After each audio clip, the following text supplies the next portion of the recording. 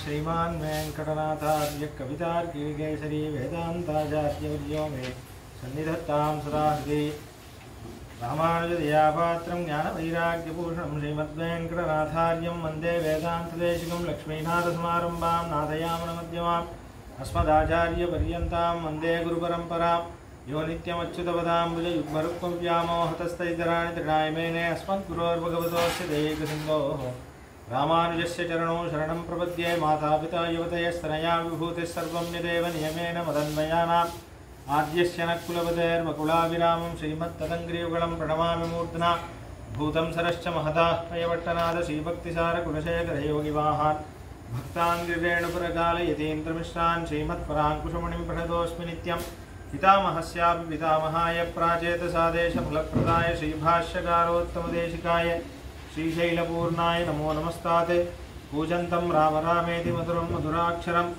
आरुह्य कविताशाखां वन्दे वाल्मीकिकोकिलं वाल्मीकिर्मुनिसिंहस्य कवितावनचारिणः शृण्वन् रामकथानाथं को नयाति पराङ्गतिं यः पिबन् सततं रामचरितामृतसागरम् अतृप्तस्तं मुनिं वन्दे प्राचेतसमकल्मषं गोष्पदीकृतवाराशिं मशकीकृतराक्षसं रामायणमहामालारत्नं वन्दे अनिलात्मजम् अंजनानन्दनं वीरं जानकीशोकनाशनं कवीशमक्षहन्तारं वन्दे लङ्काभयङ्करं मनोजवं मारुततुल्यवेगं जितेन्द्रियं बुद्धिमतां वरिष्ठं वातात्मजं वानरयूथमुख्यं श्रीरामदूतं शिरसा नमामि उल्लङ्घ्य सिन्धो सलिलं सलीलं यशोकवह्निं जनकात्मजायाः आदाय तेनैव ददाह लङ्कां नमामि तं प्राञ्जलिराञ्जनेयम् आञ्जनेयमधिपाटलाननं काञ्चनाद्रिकमनीयविग्रहम् पारिजाततरुमूलवासिनं भावयामि पवमाननन्दनं यत्र यत्र रघुनाथकीर्तनं तत्र तत्र कृतमस्तकाञ्जलिं बाष्पवारि परिपूर्णलोचनं मारुतिं नमत राक्षसान्तकं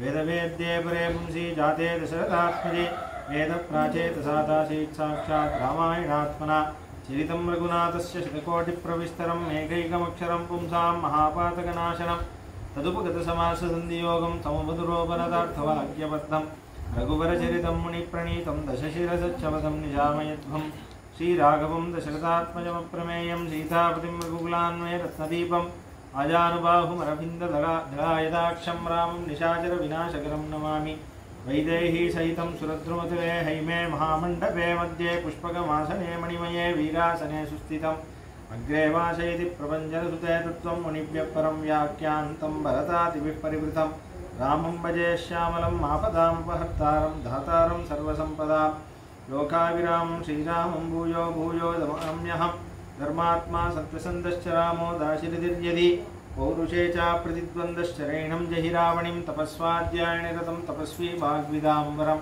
नारदं परिपपृच्छ वाल्मीकिर्मुनिपुङ्गवं जयत्याश्रितसन्त्रासध्वान्तविध्वंसनोदयः प्रभावान् सीतया देव्या परमव्यो भास्करः सन्तः श्रीरङ्गपृथ्वीश शरणत्राणशेखराः जयन्ति भुवनत्राणपदपङ्कजरेणवः கற்பார் ராமபிரானையல்லால் மற்றும் கற்பரோ உற்பாமுதலா புல்லெரும்பாதி ஒன்றின்றிய நற்பால் அயோத்தியில் வாழும் சராதரம் முற்றமும் நற்பாலுக்குய்த்தனன் நான்முகனார் பெற்ற நாட்டுலே சியாவதி ராமச்சந்திர की पवनसुत हनुमान की अहमात्मा न देहोस्मि विष्णुशेषो अपरिग्रहः तमेव शरणं प्राप्तः तत्कैंकर्य चिकीर्षया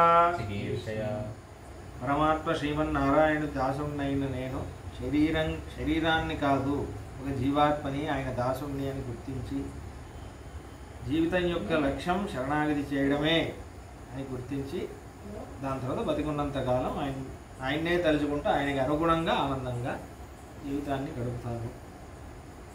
కాబట్టి ఈ స్థితి చాలా ముఖ్యం. ఈ స్థితి ఈ జీవాత్మ స్థితి ఇది ప్రతిసారి ఎందుకు చెప్తున్నానంటే ఆ స్థితి మనకు వస్తేనే రాముడి యందు ప్రేమ కలుగుతుంది, లేకపోతే కలగదు. చాలా ముఖ్యం అది. అయితే మొన్న వీళ్ళు అయోధ్యవాసులు ఏమేమి గుణగణాలన్నీ చెప్తున్నారో మనం విన్నాం. ఎంత ఆశ్చర్యంగా రాముడిని వర్ణించారో. రాముడు అంటే వాళ్ళకి ఎంత ఇష్టమో మనం చూసాం. ఎంత కోరుకుంటున్నారో రాముడు మహారాజు అవ్వాలని, రాముడికి పట్టాభిషేకం అవ్వాలని అని చూసాము. చూస్తున్నప్పుడు అక్కడ ఒక విషయం వచ్చింది. ఏంటంటే స్త్రియో వృద్ధాస్తరుణ్యశ్చ సాయం ప్రాతః సమాహితాః సర్వా దేవాన్ నమస్యంతి రామస్యార్తే మనస్వినః అనొక శ్లోకం వచ్చింది. ఈ శ్లోకానికి ఇది వేరే సంప్రదాయాల్లో అంటే భాష్యార్థం ఏంటంటే స్త్రీలు వృద్ధులు అంటే యవ్వనంగా ఉన్నవాళ్ళు ఆడవాళ్ళందరూ సాయం ప్రాతః పొద్దున సాయంత్రం ప్రతిసారి ఇంట్లో సర్వాదేవాన్ నమస్యంతి రామస్యార్తే మనస్వినః రాముడి కోసం అందరి దేవతలను నమస్కరిస్తున్నారు అని వచ్చింది. ఇది ఒక దోషం అని అంటుంది శాస్త్రం. అయోధ్యవాసులు 2 దోషాలు చేశారు. ఇది ఒక దోషం. ఇది ఎందుకు దోషమో ఇప్పుడు చెప్తాను. ఇంకో దోషం అయోధ్యకాండలోనే చేశారు, అది వస్తుంది. అందుకే రాముడు వెళ్ళిపోవాల్సి వచ్చింది. అయోధ్య వాళ్ళకి ఆలోచించి చూస్తే ఇది ఒక కారణమేమో అన్నట్టు అనిపిస్తుంది. సర్వాదేవాన్ నమస్యంతి ఇది మన అహోబిలమఠం 44వ జీయర్ స్వామి వారు దీన్ని స్పష్టంగా చెప్తారు మనకి. ఏంటంటే రాముడి కోసం వీళ్ళు వేరే దేవతలన్నీ మొక్కుతున్నారా? ఇప్పుడు వేదవేద్యే పరే పుంసి జాతే దశరథాత్మజే అని వేదవేద్యుడైన పరమపురుషుడు ఈడే పరమపురుషుడు అని చూపించడానికి అవతరించాడు. అట్లాంటి వాడికి ఇప్పుడు వీడు రాజవ్వాలని వీళ్ళు వేరే దేవతలందరూ నమస్కరిస్తున్నారు అనే విషయం అన్నారనుకోండి. ఇప్పుడు ఆయన మహారాజు అయ్యాడంటే ఈ దేవతలందరూ ఏం చెప్తారు? నేను అనుగ్రహించాను కాబట్టే రాముడు రాజు అయ్యాడు అంటారు. అది అవతారం ప్రయోజనమే పోతుంది. అవునా? ఇప్పుడు వీళ్ళందరూ ప్రయోజనం తీసేసుకుంటారు. చిన్న చిన్న దేవతలందరూ నేను అనుగ్రహించాను, ఈ అయోధ్య వాళ్ళు నన్ను మొక్కారు, నేను అనుగ్రహించాను, అందుకే రాముడు రాజు అయ్యాడు, నా ప్రభావం వల్లే వాళ్ళు ఇంకా ఈ భక్తి ఎక్కువైపోతుంది. చూసావా, నేను మొక్కడం వల్లే రాముడు రాజు అయ్యాడు కాబట్టి ఈ పూజ చేయాలి. ఇప్పుడు మళ్ళీ పరమ పురుషుడి యొక్క ప్రభావం ఎక్కడ తెలుస్తుంది? అదొక దోషం అంటుంది శాస్త్రం. ఇది చాలా ముఖ్యం ఈ విషయం. ఈ కథలు చాలా ఉన్నాయి ఈ విషయాల్లో.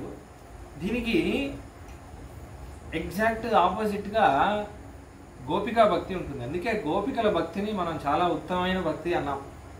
గోపికల్లాగా ఎవరు భక్తి చేయలేరు అని ఎందుకంటాం అంటే దీనికి ఎగ్జాక్ట్ ఆపోజిట్గా శ్రీమద్ భాగవతంలో ఏమవుతుందంటే కృష్ణుడు అప్పుడే పుట్టాడు. అప్పుడే పుట్టిన కృష్ణుడికి స్తన్యపానం పాలు ఇవ్వాలని పూతన వస్తుంది కదా, ఆ కథ మీకు తెలిసిందే, చెప్పేవసరం లేదు. అయితే పాలు ఆవిడ అంతగత్తిగా ఒక రూపంలో వస్తుంది, వచ్చి పాలు ఇస్తుంటే కృష్ణుడు అది పాలు తాగుతున్నట్టు సంహారం చేసేస్తాడు అనుకోండి. అప్పుడు నిజమైన రూపం వస్తుందా? అయోధ్య వాసులందరూ ఈ బృందావన వాసులందరూ భయపడతారు. అయ్యో ఏమి ఇంత కష్టం వచ్చిందే, చిన్న పాప ఇప్పుడే పుట్టింది, చిన్న శిశువుకి ఇంత కష్టం వచ్చిందా, ఎవరు చంపాలనుకుంటున్నారే అని ఈ పిల్లాడికి రక్ష చేయాలి అని ఆ గోపికా స్త్రీలు ఏం చేస్తారు తెలుసా? ఇది చాలా ఆశ్చర్యం. ఇది మీరు భాగవతం చదివితే మీకు తెలుసు. కంటే పాతు గోవిందే అని వస్తుంది. అంటే 12 మనం ఇప్పుడు 12 నామాలు పెట్టుకుంటాం కదా, ఇక్కడికి ఆ 12 నామాల్లో వాళ్ళ బృందావనం మట్టి తీసే తిలకం రాస్తారు. నిన్ను ఇక్కడ గోవిందుడు రక్షించని, ఇక్కడ కేశవుడు రక్షించని, ఇక్కడ మాధవుడు రక్షించని, ఇక్కడ మధుసూదనుడు రక్షించని కృష్ణుడి పేర్లే చెప్పి కృష్ణుడికి రక్ష కడతారు. అది భక్తి అంటే. కృష్ణుడిని రక్షించాలంటే కూడా కృష్ణుడినే పెట్టుకోవాలి. అర్థమైందా మీకు? చాలా ముఖ్యం ఇది. ఇది వైష్ణవ స్థితి ఇలా ఉంటుంది. అయితే కృష్ణుడు ఆశ్చర్యంగా చూస్తున్నాడు. వీళ్ళు నేను బాగుండాలని నా పేర్లే చెప్పి నన్నే మొక్కుతున్నారే, ఎంత వీళ్ళ భక్తి ఎంత బాగుంది, ఎంత నా మీద ఎంత నమ్మకం వీళ్ళకి అని కృష్ణుడు ఆశ్చర్యం. ఇది ఒక ప్రమాణంగా చెప్తారు. మనం ఎందుకు 12 నామాలు పెట్టుకోవాలి అంటే కృష్ణుడు పెట్టుకున్నాడు, కృష్ణుడే పెట్టుకొని చూపిస్తున్నాడు. అందుకే వైష్ణవ మన సంప్రదాయంలో పంచ సంస్కారం అయ్యేటప్పుడు మొదటిసారి 12 నామాలు ఆచార్యుల వారే పెడతారు, ఉపదేశం చేసి పెడతారు. ఇదేదో ఉట్టిగా ఇలా పెట్టడం కాదు. ఒక్కొక్క నామానికి ఒక నామం ఉంది, అందుకే దానికి నామం అని పేరు. ఒక నామం చెప్పి ప్రతిష్ఠ చేయాలి. ఇక్కడ కేశవ, దానికి ఒక శ్లోకం ఉంది, కేశవ నారాయణ. నేను 4 పెట్టుకున్నాను అంటే గుడిలో చేసేవాళ్ళు వాళ్ళకి వాసుదేవ సంకర్షణ ప్రద్యుమ్న అనిరుద్ధులు అని ఆ 4 మూర్తులు భగవంతుడిది. ఆ 4 మూర్తులు ఒక ఉపాసన ఉంటుంది. అందుకని గుడిలో చేసేవాళ్ళు ఆ పాంచరాత్ర దీక్ష అయిన వాళ్ళు ఈ 4 పెట్టుకుంటే చాలు, సరిపోతుంది. అయినా 12 పెట్టుకుంటే ఉత్తమం. 4 పెట్టుకున్నా పర్వాలేదు అని ఉంది. అందుకే నేను 4 పెట్టుకుంటున్నాను అనుకోండి. అని వేరే వాళ్ళందరూ 12 పెట్టుకోవాలి. ఇక్కడ 3, ఇక్కడ 3, ఇక్కడ 3, ఇది 10 అయిందా? ఇక్కడ 1, ఇక్కడ 1, 12. దీనికి నామాలు ఉన్నాయి. కేశవ నారాయణ మాధవ గోవింద విష్ణు మధుసూదన త్రివిక్రమ వామన శ్రీధర ఋషికేశ పద్మనాభ దామోదర. మళ్ళీ ఈ మధ్యలో ఉన్న తిరగ మహాలక్ష్మి. శ్రీ అయి నమ, అమృతోద్భవాయ నమ, కమలాయ నమ, చంద్ర సహోదర్యే నమ, విష్ణుపత్యే నమ, వైష్ణవ్యే నమ, వరారోహాయ నమ, హరివల్లభాయ నమ, శాంకిన్యే నమ, సురసుందర్యే నమ, దేవదేవికాయ అని చెప్పాలి. చెప్పే పెట్టుకోవాలి. అది ప్రతిష్ఠ చేయాలి. ప్రతిష్ఠ చేస్తే ఇది చాలా గొప్ప ధర్మం. అది అలానే ఉండాలి. ఇదే అలంకారం శరీరానికి.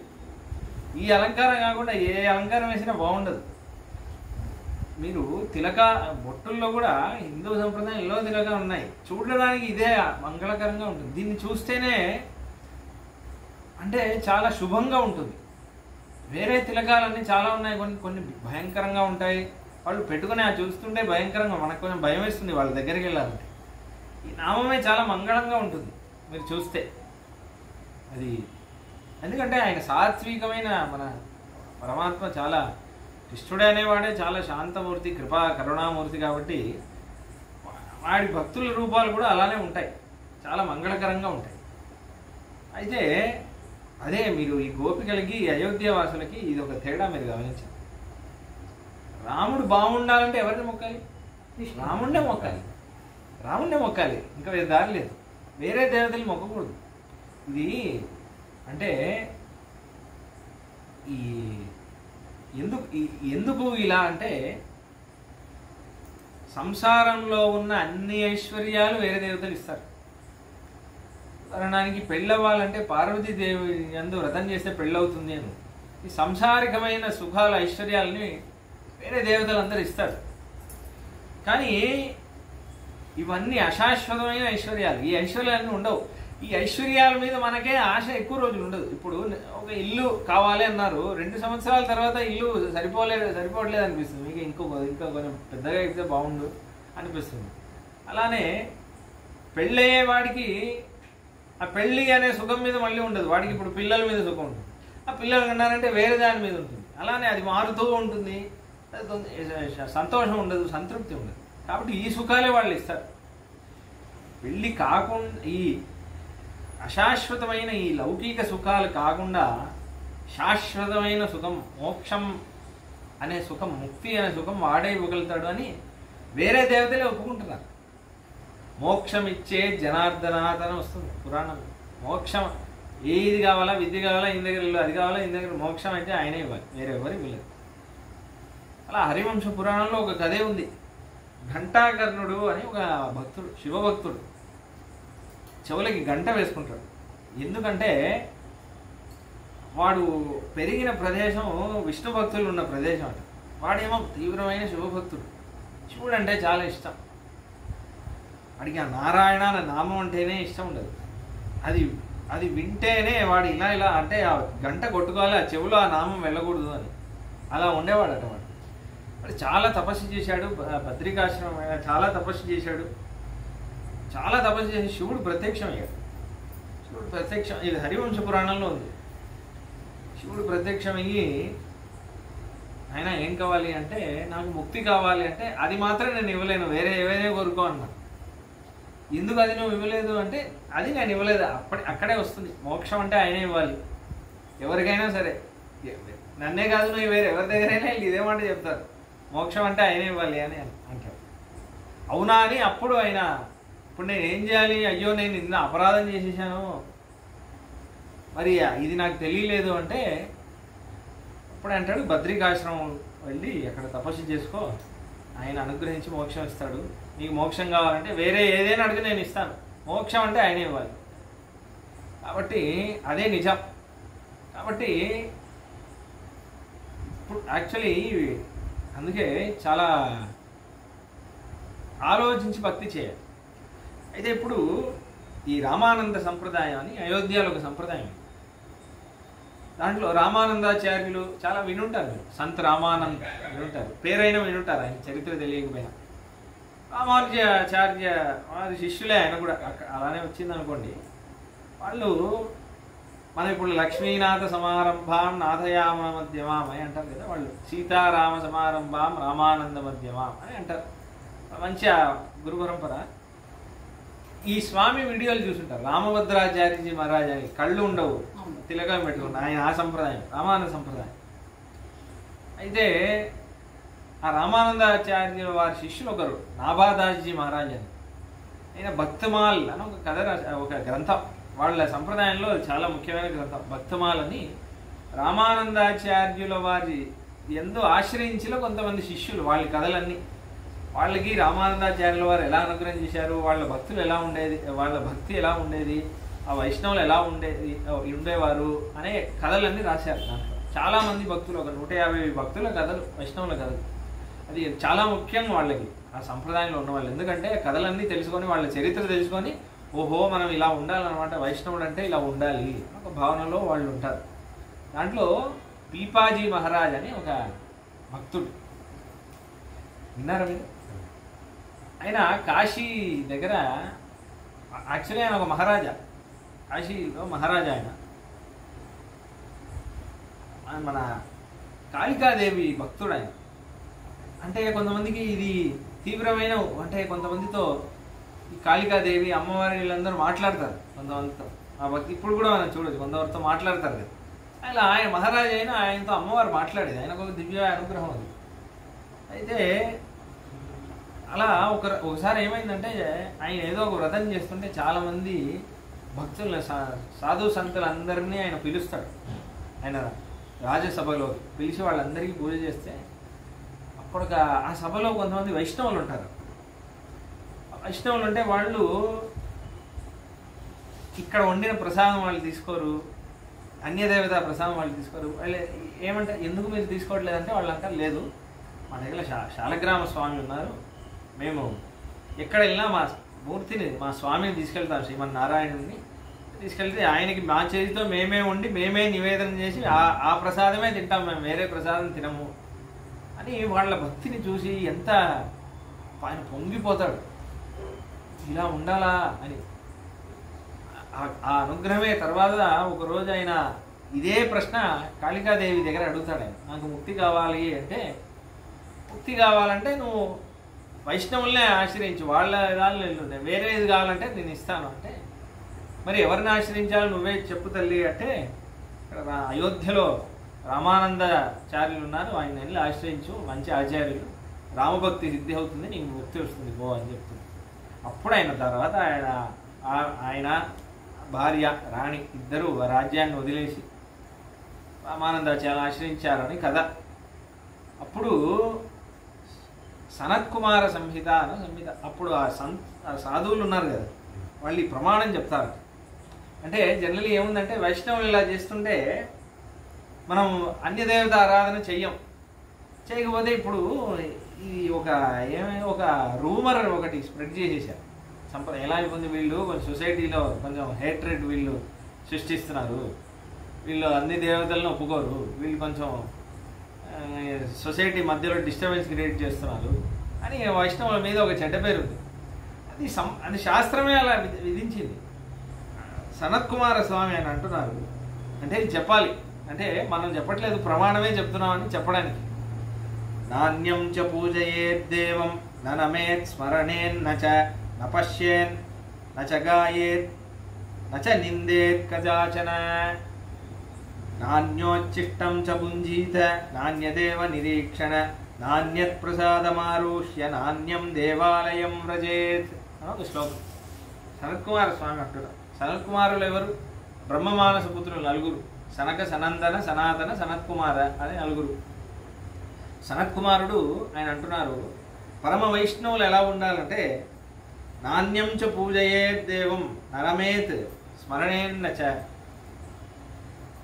విష్ణు భక్తిలో వైష్ణవులు, వాళ్ళు నిజమైన వైష్ణవులు ఎలా ఉంటారంటే, వాళ్ళు రామభక్తిలో కృష్ణ భక్తిలో మునిగి ఆ తన్మయత్వంలో ఉండి ఉండి ఉండి ఉండి ఉండి వాళ్ళకి వేరే దేవతలని ఆలోచించడానికి సమయమే ఉండదు. ఆ శ్రీమన్నారాయణుడి రుచి వాళ్ళకి కలిగిందంటే వాళ్ళు వేరే దేవతల గురించి ఆలోచించే రుచే వాళ్ళకు ఉండదు. అదే వైష్ణవ స్థితి. కాబట్టి నాణ్యం చ పూజయేత్, వాళ్ళు వేరే వాళ్ళని పూజించరు, స్మరించకూడదు, చూడకూడదు, అలా అని నిందించకూడదు కూడా. నిందించే అవసరం లేదు, నిందించకూడదు. నాణ్యోచ్చిష్టం చ పుంజీత, వాళ్ళ ప్రసాదం తినకూడదు. నా దేవాలయం ప్రజేది, వేరే దేవతల దేవాలయం వెళ్ళకూడదు అని ఉంది శాస్త్రం. ఇదే ఎందుకు అంటే వేరే దేవతలు యాక్చువల్లీ చూస్తే ఈ వేరే దేవతల పూజలు చేసి చేసి చేసే కృష్ణభక్తి వస్తుంది అని ఉంది. ఎన్నో జన్మలు అది చేస్తేనే కృష్ణభక్తి వస్తుంది వేదవ్యాస స్వామి అంటున్నారు. ఒక పురాణ వచనం ఉంది, పద్మపురాణం అనుకుంటాను, చాలా ప్రసిద్ధమైన ప్రమాణం ఇది. త్రివిప్రజాపతేర్భక్తి సప్తభిః శంకరస్త్వయః వింశత్యగ్నీంద్రసూర్యాదే విష్ణుభక్త ప్రజాయతే అని. 3 జన్మలు ఒకడు బ్రహ్మయందు భక్తి చేసి, 7 జన్మలు ఒకడు శివుడి యందు భక్తి చేసి, 20 జన్మలు ఒకడు అగ్ని, ఇంద్రుడు అని, సూర్యుడని, సూర్య నమస్కారం అది చేస్తున్నాడు. ఇలా 20 జన్మలు చేస్తే అప్పుడే వాడు విష్ణు భక్తుడు అవుతాడు. కాబట్టి వాళ్ళ అనుగ్రహం వల్లే ఈ స్థితికి వచ్చాము. ఇప్పుడు ఈ స్థితికి వచ్చామా, నేను ఈ స్థితిలో ఉండాలనుకుంటున్నాను. చాలా కష్టపడి వచ్చాను ఇక్కడ. ఇవన్నీ చదివి first class, second class, third class అన్నీ చదివి, డిగ్రీ చదివి, పిహెచ్డి చదివాను. పిహెచ్డి వచ్చినప్పుడు మళ్ళీ సెకండ్ క్లాస్ సిలబస్ చదవాలి అంటే ఎలా ఉంటుంది? కాబట్టి అది. అయితే రుద్రయామల తంత్రం అని ఒక గ్రంథం, దాంట్లో అది శివపార్వతి సంవాదమే. పార్వతి ప్రశ్నలన్నీ, సందేహాలన్నీ అడుగుతుంది, శివుడు జవాబులు చెప్తూ ఉంటాడు. అయితే ఒకానొక చోట పార్వతి అడుగుతుంది, విష్ణు భక్తులు ఏ ఏ దేవతల్ని పూజించవచ్చు అని అడుగుతుంది. అడిగితే అప్పుడు శివుడు అంటాడు, శివుడి వచనమే, ఇతరేషాం చ దేవానాం మానసా యది పూజనం విష్ణు భక్తస్తు గురుతే హ్యపరాధాత్ పదతిష్యదః అని ఉంటుంది. పార్వతి విష్ణు భక్తుడు మళ్ళీ వేరే దేవతల్ని కొలవడం ఏంటి? అదే చాలా ఉన్న భక్తిలోనే అదే ఉచ్చిష్టం, చాలా ఉన్నతమైన భక్తి. ఆ భక్తిని ఒకడు పొందాడంటే మళ్ళీ వాడు వేరే దేవతల్ని స్మరిస్తున్నాడంటే వాడు పడిపోయినట్టు కదా. మనసాయది పూజనం విష్ణు భక్తుడు ఒకటి చేశాడంటే వాడు పడిపోయినట్టు. నీ ప్రశ్నే తప్పుగా ఉంది అంటాడు శివుడు. కాబట్టి ఎందుకు చెప్తున్నా అంటే అది అంత ముఖ్యం. అది వేదవ్యాస స్వామి మహాభారతంలో మన సంప్రదాయంలో చాలా ముఖ్యమైన ప్రమాణం ఏంటంటే,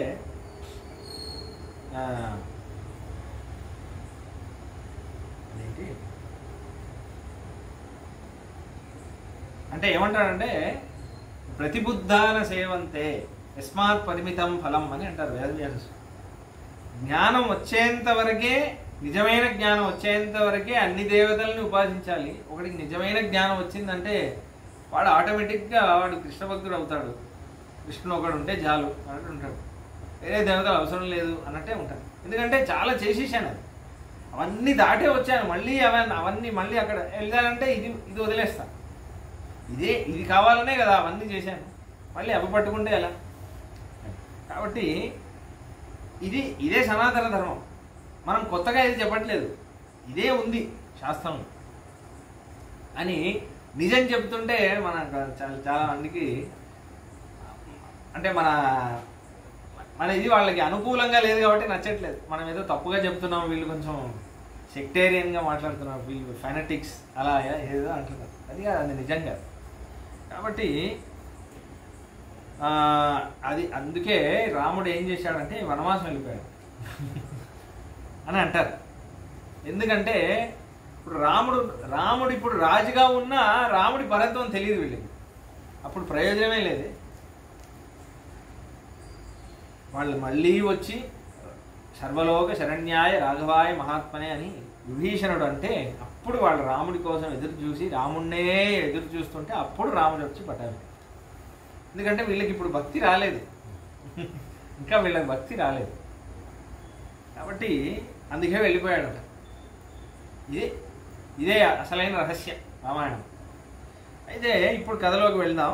రాముడు వనవాసం వెళ్తాడని అందరికీ తెలుసు, కానీ అక్కడ వరకు ఎలా వెళ్ళింది అనేది చూడు. తేషామంజలి పద్మాని ప్రగృహీతాని సర్వశః ప్రతిగృహ్యాబ్రవీత్ రాజా తేభ్య ప్రియహితం వచః. వీళ్ళు ఇలా అనగానే అందరూ చేతులు జోడించారు. అయ్యా తొందరగా రాముడిని రాజుగా చేయండి, తొందరగా మేము చూడాలనుంది అని అందరు అంటుంటే దశరథుడు కూడా అలానే అందరికి చేతులు జోడించి ఒక్కొక్కళ్ళు నమస్కరించాడు. చాలా సంతోషం చేసేస్తాను, చాలా సంతోషం చేసేస్తాను. అహోస్మి పరమప్రీత ప్రభావశ్చాతులో మామ యన్మే జ్యేష్టం ప్రియం పుత్రం యువరాజ్యస్తమిచ్చత. వాళ్ళు నాకు ఎంతో సంతోషంగా ఉంది అయోధ్య జనులారా. ప్రభావశ్చాతులో మమ, నా ప్రభావానికి ఇంకొంచెం మీ సంతోషం వల్ల నా ప్రభావం ఇంకా పెరిగినట్టుంది. దశరథ మహారాజు ప్రభావం ఎలా పెరిగిందంటే, దశరథ మహారాజు కొడుకు రాముడు రాజయ్యాడంటే ఆహా ఇట్లాంటి కొడుకుని కన్నాడు దశరథుడు అని దశరథుడికి ఇంకా కీర్తి వస్తుంది కదా. రాముడు రాజయ్యాడంటే దానికి మీరు అందరూ సహాయం చేస్తున్నారు, ఏకకంఠంలో మీరు అనుకూలంగా ఇలా చెప్పారు, నాకు చాలా సంతోషంగా ఉంది అన్నారు. ఇది ప్రత్యక్షితాన్ రాజా బ్రాహ్మణాన్ ఇదమబ్రవీత్. దాని తర్వాత అలా అనగానే వాళ్ళందరూ వెళ్ళిపోయారు. అక్కడ మహర్షులు వాళ్ళందరూ కూర్చున్నారు. కూర్చున్నప్పుడు వశిష్ఠం వామదేవంచ తేషామేవోపశృణ్వతాం. వశిష్ఠ మహర్షి వామదేవ మహర్షి వాళ్ళ దగ్గర వెళ్ళి, మహర్షులు రాజగురువులు అందరూ కూర్చున్నారు కదా, వాళ్ళ దగ్గరికి వెళ్ళారు. వెళ్ళేసి చైత్ర శ్రీమాన్ అయం మాసః పుణ్యః పుష్పిత కాణనః యౌవరాజ్యాయ రామస్య సర్వమేవోపకల్ప్యతాం అని అన్నారట దశరథ మహారాజు. అయ్యా చైత్ర శ్రీమాన్ అయం మాసః, ఈ చైత్రమాసం ఉందే శ్రీమాన్ మాసాలలో ఇది శ్రీమాన్ ఐశ్వర్యవంతమైన మాసం కదా. రాముడు పుట్టాడు చైత్రమాసంలో, రాముడు పుట్టాడు. చైత్రమాసంలో ఫస్ట్ పండగ ఉగాది, వెంటనే వచ్చేది శ్రీరామనవమి. శ్రీరామనవమి మొదటి పండగ. ఈ చైత్ర శ్రీమాన్ అనేది వేదమే అంటుంది. సంవత్సరానికి ముఖం లాంటిది చైత్రమాసం అని వేదమే అంటుంది. ముఖం వా ఏతత్ సంవత్సరస్య యశ్చిత్రాపూర్ణమాసః అని అంటుంది వేదం. కాబట్టి చైత్ర శ్రీమానయం మాసః, వసంత ఋతువు అప్పుడే వస్తుంది. కొత్త కొత్త పువ్వులన్నీ వస్తాయి, కొత్త కొత్త ఆకులు చిగురు అంతా అప్పుడే వసంతం. అందుకే ఉగాది పచ్చడి అవన్నీ చేస్తారు కదా. చైత్ర శ్రీమానం పుణ్యః పుష్పిత కాణనః, కొత్త కొత్త పువ్వులన్నీ వచ్చాయి. అయోధ్య చూస్తుంటే చాలా పూలతో నిండిపోయింది, ఎక్కడ చూసినా వసంతంగా ఉంది, పచ్చగా ఉంది. యౌవరాజ్యాయ రామస్య సర్వమేవోపకల్ప్యతాం. ఈ మాసంలో, ఈ వారంలో, రేపే రాముడికి పట్టాభిషేకం చేస్తే బాగుంటుంది అని నేను అనుకుంటున్నాను, కాబట్టి చేసేద్దాం అన్నారట. చైత్ర శ్రీమాన్ అయితే చైత్రమాసం ఉంది. భవిష్య పురాణంలో ఒక విషయం ఉంది. చైత్రమాసం యొక్క సప్తమి, ఆ సప్తమి రోజు ఎందుకు ఈ మాట అంటున్నాడు అని. చైత్రమాసం సప్తమి రోజు సూర్యుడి వ్రతం, మారీచ సప్తమి అంటారు. మరీచ సప్తమి, మరీచ ప్రజాపతి అని ఒక ప్రజాపతి ఉండేవారు, మరీచ మహర్షి. మరీచ సప్తమి అంటారు దాన్ని. దాంట్లో సూర్యుడు యందు వ్రతం చేస్తే పిల్లలు దూరం అవ్వరు, మనకు ఆయుష్ ఎక్కువ అవుతుంది అని ఉంది. ఆ విషయాన్ని పట్టుకొని చెప్తున్నారు. ఈ సూర్యవంశస్థులు కదా, వీళ్ళకి చాలా ముఖ్యం. మన ఆ అనుగ్రహం వల్ల నా పిల్లాడు నాకు దూరం అవ్వడు, నాకు ఆయుష్ తగ్గదు అని ఆ విషయాన్ని పెట్టుకొని చెప్తున్నాడు దశరథ మహారాజు. ఎందుకంటే ఇప్పుడు ఆయనకు ఆ కష్టమే రాబోతుంది కదా, అందుకని చెప్తున్నాడు. కానీ ఎలా రాసి పెట్టుంటే ఏం జరుగుతుంది, ఏం చేయం. రాజ్ఞస్తూ పరతే వాక్యే జనఘోషో మహానభూత్. రేపే అనగానే ఇక ఒక్క అరుపు అరిచారట జనాలందరూ. ఆహాహా, రేపేనా రాముడి పట్టాభిషేకం, మీరు ఇంకా అమలు చేయడానికి మళ్ళీ చాలా టైం పడుతుందేమో అనుకున్నాం, రేపే చేస్తున్నారు, ఎంత సంతోషం. ఆహా, రేపటి నుంచి రాముడా మా రాజా, ఎంత భాగ్యం, ఎంత భాగ్యం. వశిష్టం మునిషార్దూలం రాజా వచనమబ్రవీత్. అభిషేకాయ రామస్య యత్కర్మ సపరిచ్ఛదం తదద్య భగవన్ సర్వం ఆజ్ఞాపయితుమర్హసి. స్వామి వశిష్ఠ మహర్షి, రేపే పట్టాభిషేకం కదా, మరి ఆ పట్టాభిషేకానికి ఏదేది కావాలో అన్నీ మీరే అరేంజ్ చేయాలి. ఇదే దగ్గర ఉండి చూసుకోవాలి అన్నారు. అయితే తచ్చుత్వా భూమిపాలస్య వశిష్ఠో మునిసత్తమః ఆదిదేశాగ్రతో రాజ్ఞః స్థితాన్యుక్తాన్ కృతాంజలిని అలా చెప్పగానే ఇలా నమస్కరించారు. సరే ఈ కృతాంజలి అంటే దీంట్లో ఒక ద్వంద్వార్థం ఉంది. రాముడికి నేను ఏం చేద్దామని, నాకు పిల్లలు పుట్టట్లేదు, ఏం చేద్దాం అనుకుంటున్నాను అని వశిష్ఠ మహర్షిని అడిగారు. అయితే అశ్వమేధ యాగం వశిష్ఠ మహర్షి చేయండి అంటేనే చేశాను. విశ్వామిత్ర మహర్షి దగ్గర పంపించొచ్చావుదా అంటే పంపించండి అని వశిష్ఠ మహర్షి అడిగితే చేశారు. కానీ రాముడి పట్టాభిషేకం నేను చెప్తున్నాను రేపే చేయండి అంటున్నాను. ఇక్కడ గురువుని కన్సల్ట్ చేయట్లేదు. ఎందుకు? టెన్షన్.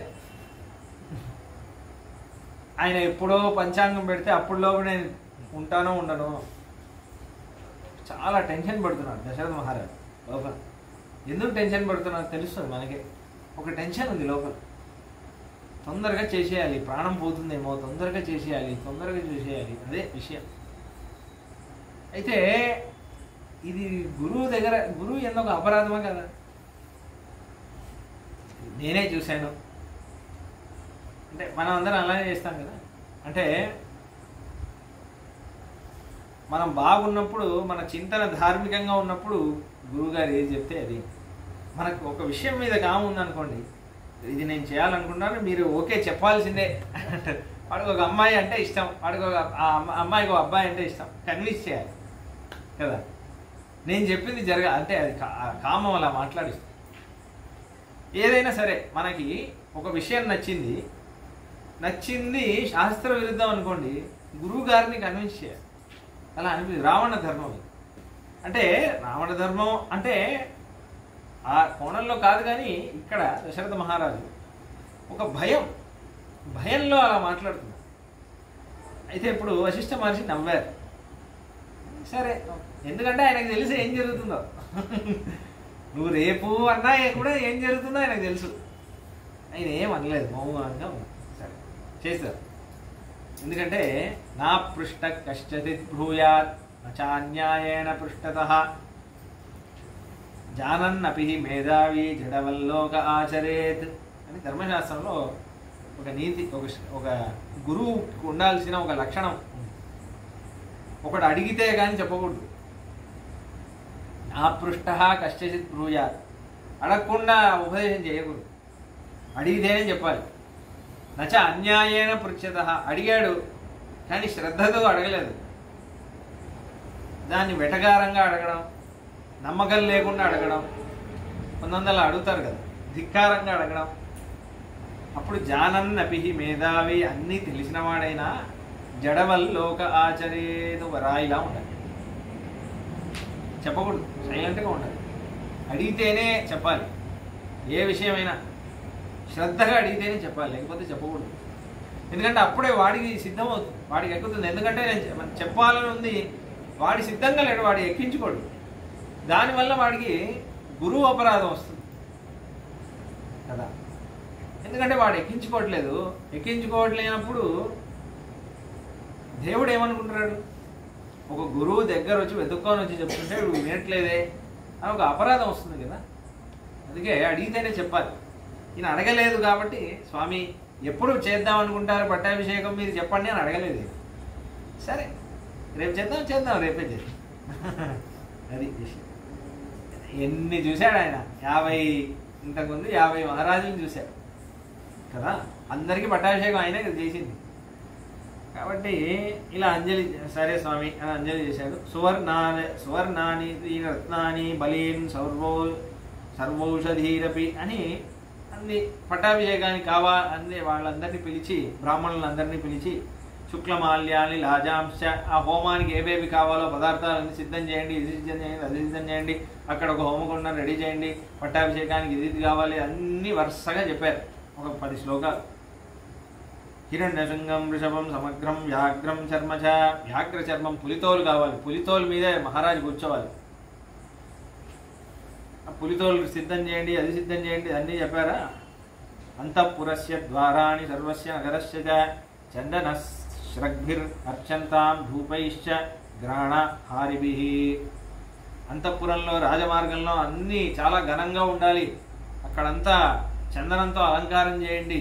ఎక్కడ చూసినా ధూపాలు ఉండాలి, మంచి సుగంధమైన వాసన ఉండాలి. రాముడిలా అంటే మహారాజు కదా, పట్టాభిషేకం అక్కడి నుంచి నడుచుకుంటూ రావాలి. ఇక్కడ ఇది ఉండాలి, అది ఉండాలి, ఇక్కడ స్వాగతం చేయాలి, అక్కడ పూల తోరణం ఉండాలి, అన్నీ ఇలా చెప్తున్నారు వశిష్ఠ మహర్షి.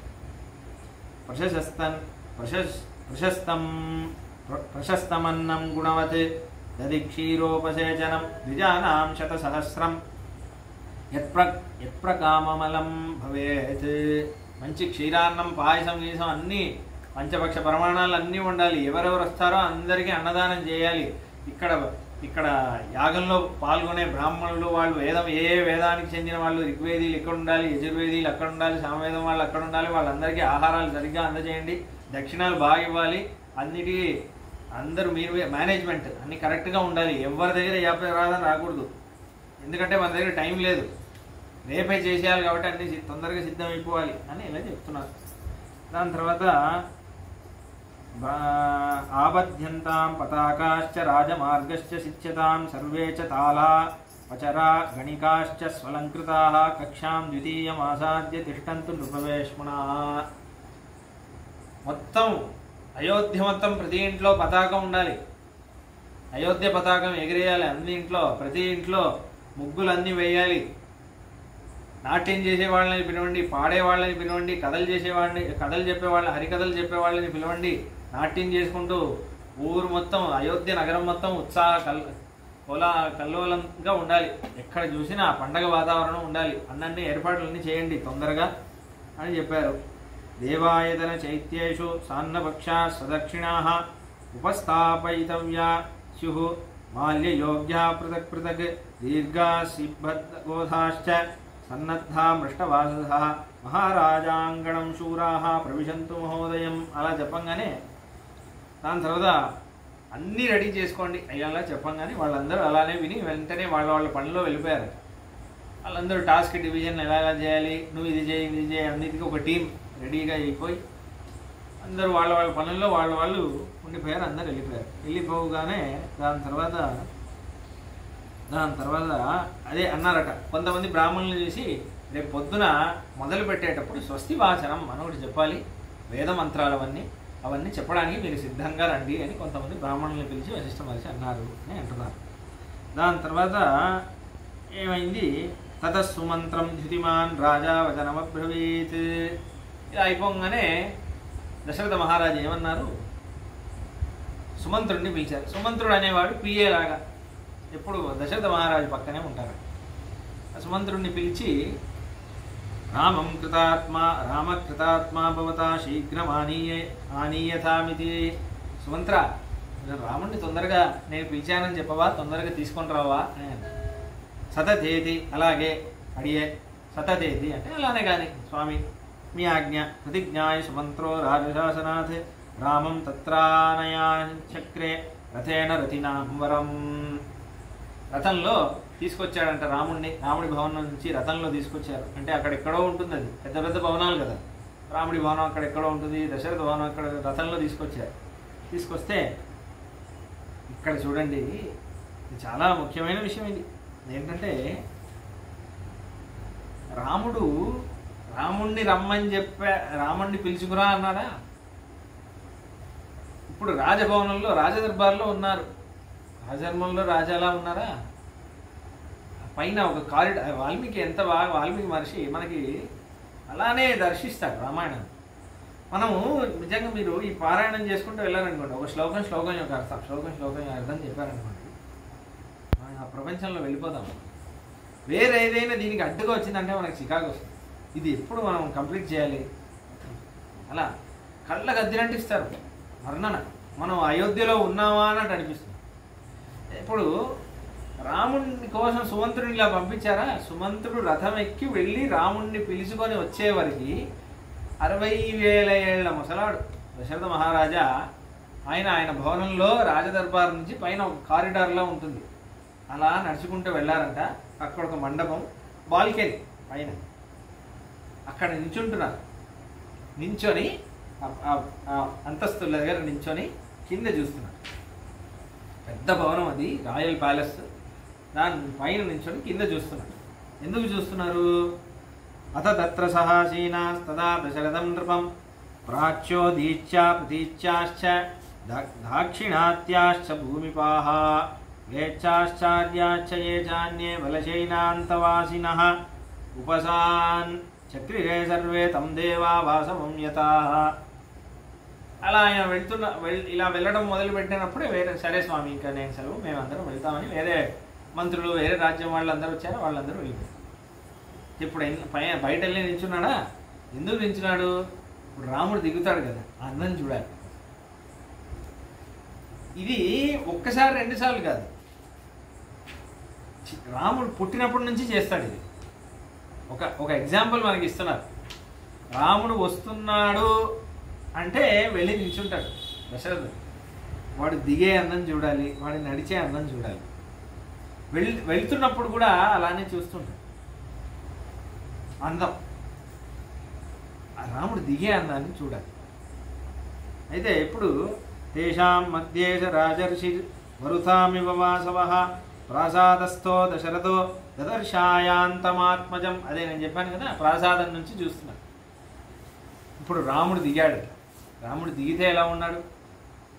ఈ శ్లోకం చాలా, ఇవన్నీ ఈ శ్లోకాలన్నీ మనకి బట్టి అయిపోవాలి. కొన్ని ముఖ్యమైన శ్లోకాలు. గంధర్వరాజ ప్రతిమం లోకే విఖ్యాత పౌరుషం దీర్ఘబాహుం మహాసత్వం మత్తమాతంగగామినం చంద్రకాంతాననం రామం అతీవ ప్రియదర్శనం రూపౌదార్యగుణై పుంసాం దృష్టిచిత్తాపహారిణం ధర్మాభితప్తాః పర్జన్యం హ్లాదయంతమివ ప్రజాః నతదర్పసమాయాంతం పశ్యమానో నరాధిపః అన్నారు వాల్మీకి మహర్షి. గంధర్వరాజ ప్రతిమం. గంధర్వరాజు బంగారు రంగులో ఉంటాడు, గంధర్వుల రాజు. రాముడు దిగి వస్తుంటే గంధర్వరాజ ప్రతిమం, ఆ గంధర్వరాజు యొక్క ప్రతిమ, ఒక విగ్రహమే నా రాముడు అన్నట్టు ఉన్నాడు. ఒక బంగారు విగ్రహం. చూస్తే ఎలా ఉంటాడో.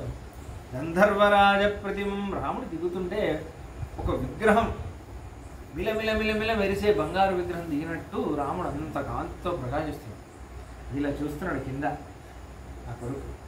నా కొడుకు రాముడు, ఆహా రామా అలా చూస్తున్నాడు పైనుంచి. ఈ శ్లోకాన్ని వడువూరు అని ఒక గుడి, కోదండరామస్వామి, దక్షిణ అయోధ్య అంటారు కుంభకోణం. మందస్మిత రాముడు అని పేరు ఆయన. నవ్వు ఒక చిన్న మందహాసం. రాముడి దగ్గర డైలీ శ్లోకం చెప్తాడు. డైలీ పొద్దున గంధర్వరాజ ప్రతిమం. ఆయన అలానే ఉంటాడు. ఆ నడుముతో ఇలా వంచి ఇలా నిల్చుంటాడు. ఇలా బాణం ఉంటుంది. చూసారు ఎప్పుడైనా? వడువూరు రాముడు, గూగుల్లో కొట్టండి, చాలా అందమైన రాముడు.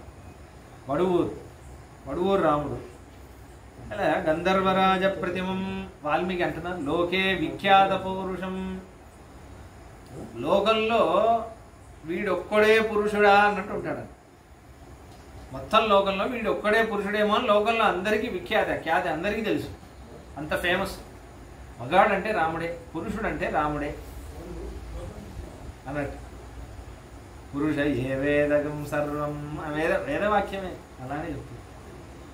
దీర్ఘబాహుం, ఆ బాహులు అజాను బాహు. రాముడు ఇలా ఎంచుంటే మోకాళ్ళ వరకు వస్తాయంట చేతులు.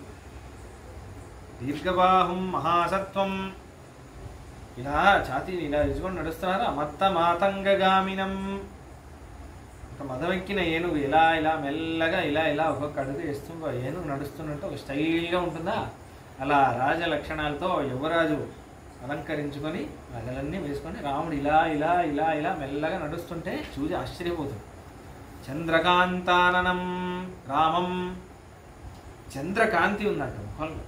చంద్రకాంతి మనకు ఆహ్లాదకరంగా ఉంటుంది. సూర్యవంశంలో పుట్టిన వాడికి చంద్రకాంతి ఉంది అన్నట్టు అంటున్నారు. అంటే సంతోషాన్ని ఇచ్చే ముఖం. రాముడి ముఖం చూస్తేనే ఏదో ఒక సంతోషం వస్తుంది, ఒక సంతృప్తి వస్తుంది. చంద్రకాంతాననం రామం అతీవ ప్రియదర్శనం. చూస్తుంటే ఇంకెక్కువ రాముడి మీద అటాచ్మెంట్ పెరిగిపోతుంది. ఇంకొంచెం సేపు చూడాలి రాముడిని అన్నట్టు అనిపిస్తుంది. అతీవ ప్రియదర్శనం రూపౌదార్యగుణై పుంసాం దృష్టి చిత్తాపహారిణం. రూపం ఔదార్యగుణై పుంసాం. ఆ రూపంతోనే దృష్టి చిత్త అపహారణం, కళ్ళని హృదయాన్ని దొంగలిస్తున్నాడా అన్నట్టుంది రూపం. గుణాలతో, రాముడి మంచి మంచి గుణాలతో దృష్టి చిత్తాపహారిణం, కళ్ళని గుణాలని మన హృదయాన్ని రాముడు దొంగలిస్తున్నాడా అన్నట్టు. ఔదార్య గుణం. ఔదార్యం అంటే ఏంటంటే, ఉదారత్వం అంటే ఏంటంటే మ్యాగ్నానిమిటీ అంటారు. అంటే మన మన భాషలో దిల్దార్ అంటారు. దిల్దార్ అంటే ఏంటి, బాగా డబ్బులు ఖర్చు పెడతాడని మనం అనుకుంటాం. అలా కాదు. ఒక్కొక్క దయలో ఒక ఔదార్యం, కరుణలో ఒక ఔదార్యం, శక్తిలో ఒక ఔదార్యం, అన్నీ ఎక్కువే, అన్నీ ఎక్కువే, ఎంతో చెప్పలేం. అలా ఆ గుణాల గురించి ఆలోచిస్తేనే మన దృష్టిని, మన చింతనని, మన హృదయాన్ని లాగేస్తాడా అన్నట్టు నాకు రాముడు చూస్తే. రూపౌదార్య గుణై దృష్టి చిత్తాపహారిణం అన్నారా. పుంసాం, రాముని రూపం చూస్తే పుంసామపి, పురుషులు కూడా, మగవాళ్ళు కూడా, వీడు ఏంటి ఇంత అందంగా ఉన్నాడే ఈ రాముడు, నేను మగవాడినిగా పుట్టి తప్పు చేశాను, నేను ఆడదానిగా పుట్టుంటే రాముడిని పెళ్లి చేసుకునేదాన్నే అని మగవాళ్లే అనుకుంటారు. ఇంత అందంగా ఉంటాడా అని మగవాళ్లే మోహించిపోతారు రాముడిని చూసి.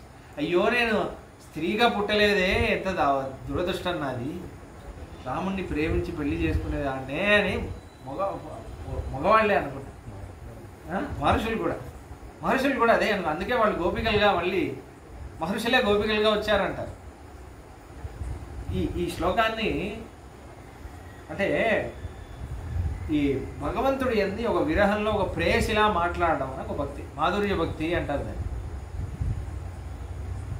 మనం ఒక ప్రేయసిలా మారి భగవంతుడిని ప్రేమిస్తూ మాట్లాడు. అది మొట్టమొదటిగా ప్రపంచంలో ఆ స్థితిలో మాట్లాడేది నమ్మాళ్ళవారే, మన సంప్రదాయం నమ్మాళ్ళవారే.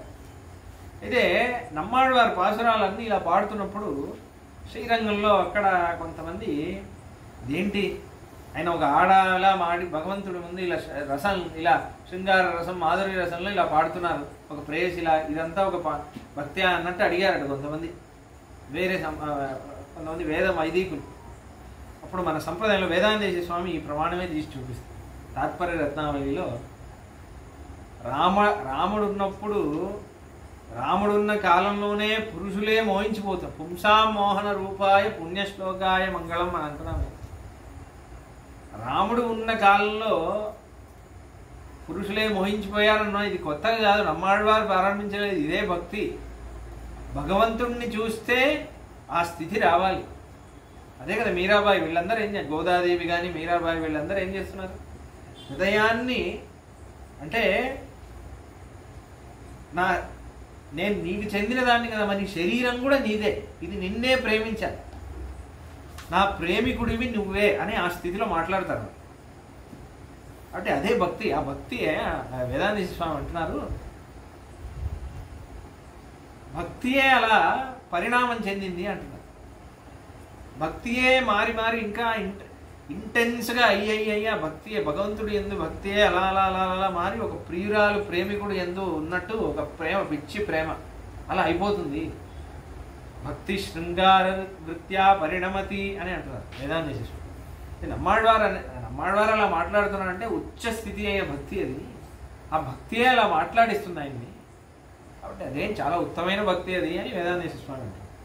కాబట్టి దాని తర్వాత అంటున్నారు, ఘర్మావితప్త పర్జన్యం లాదయంతమివ ప్రజాః. ఘర్మావితప్త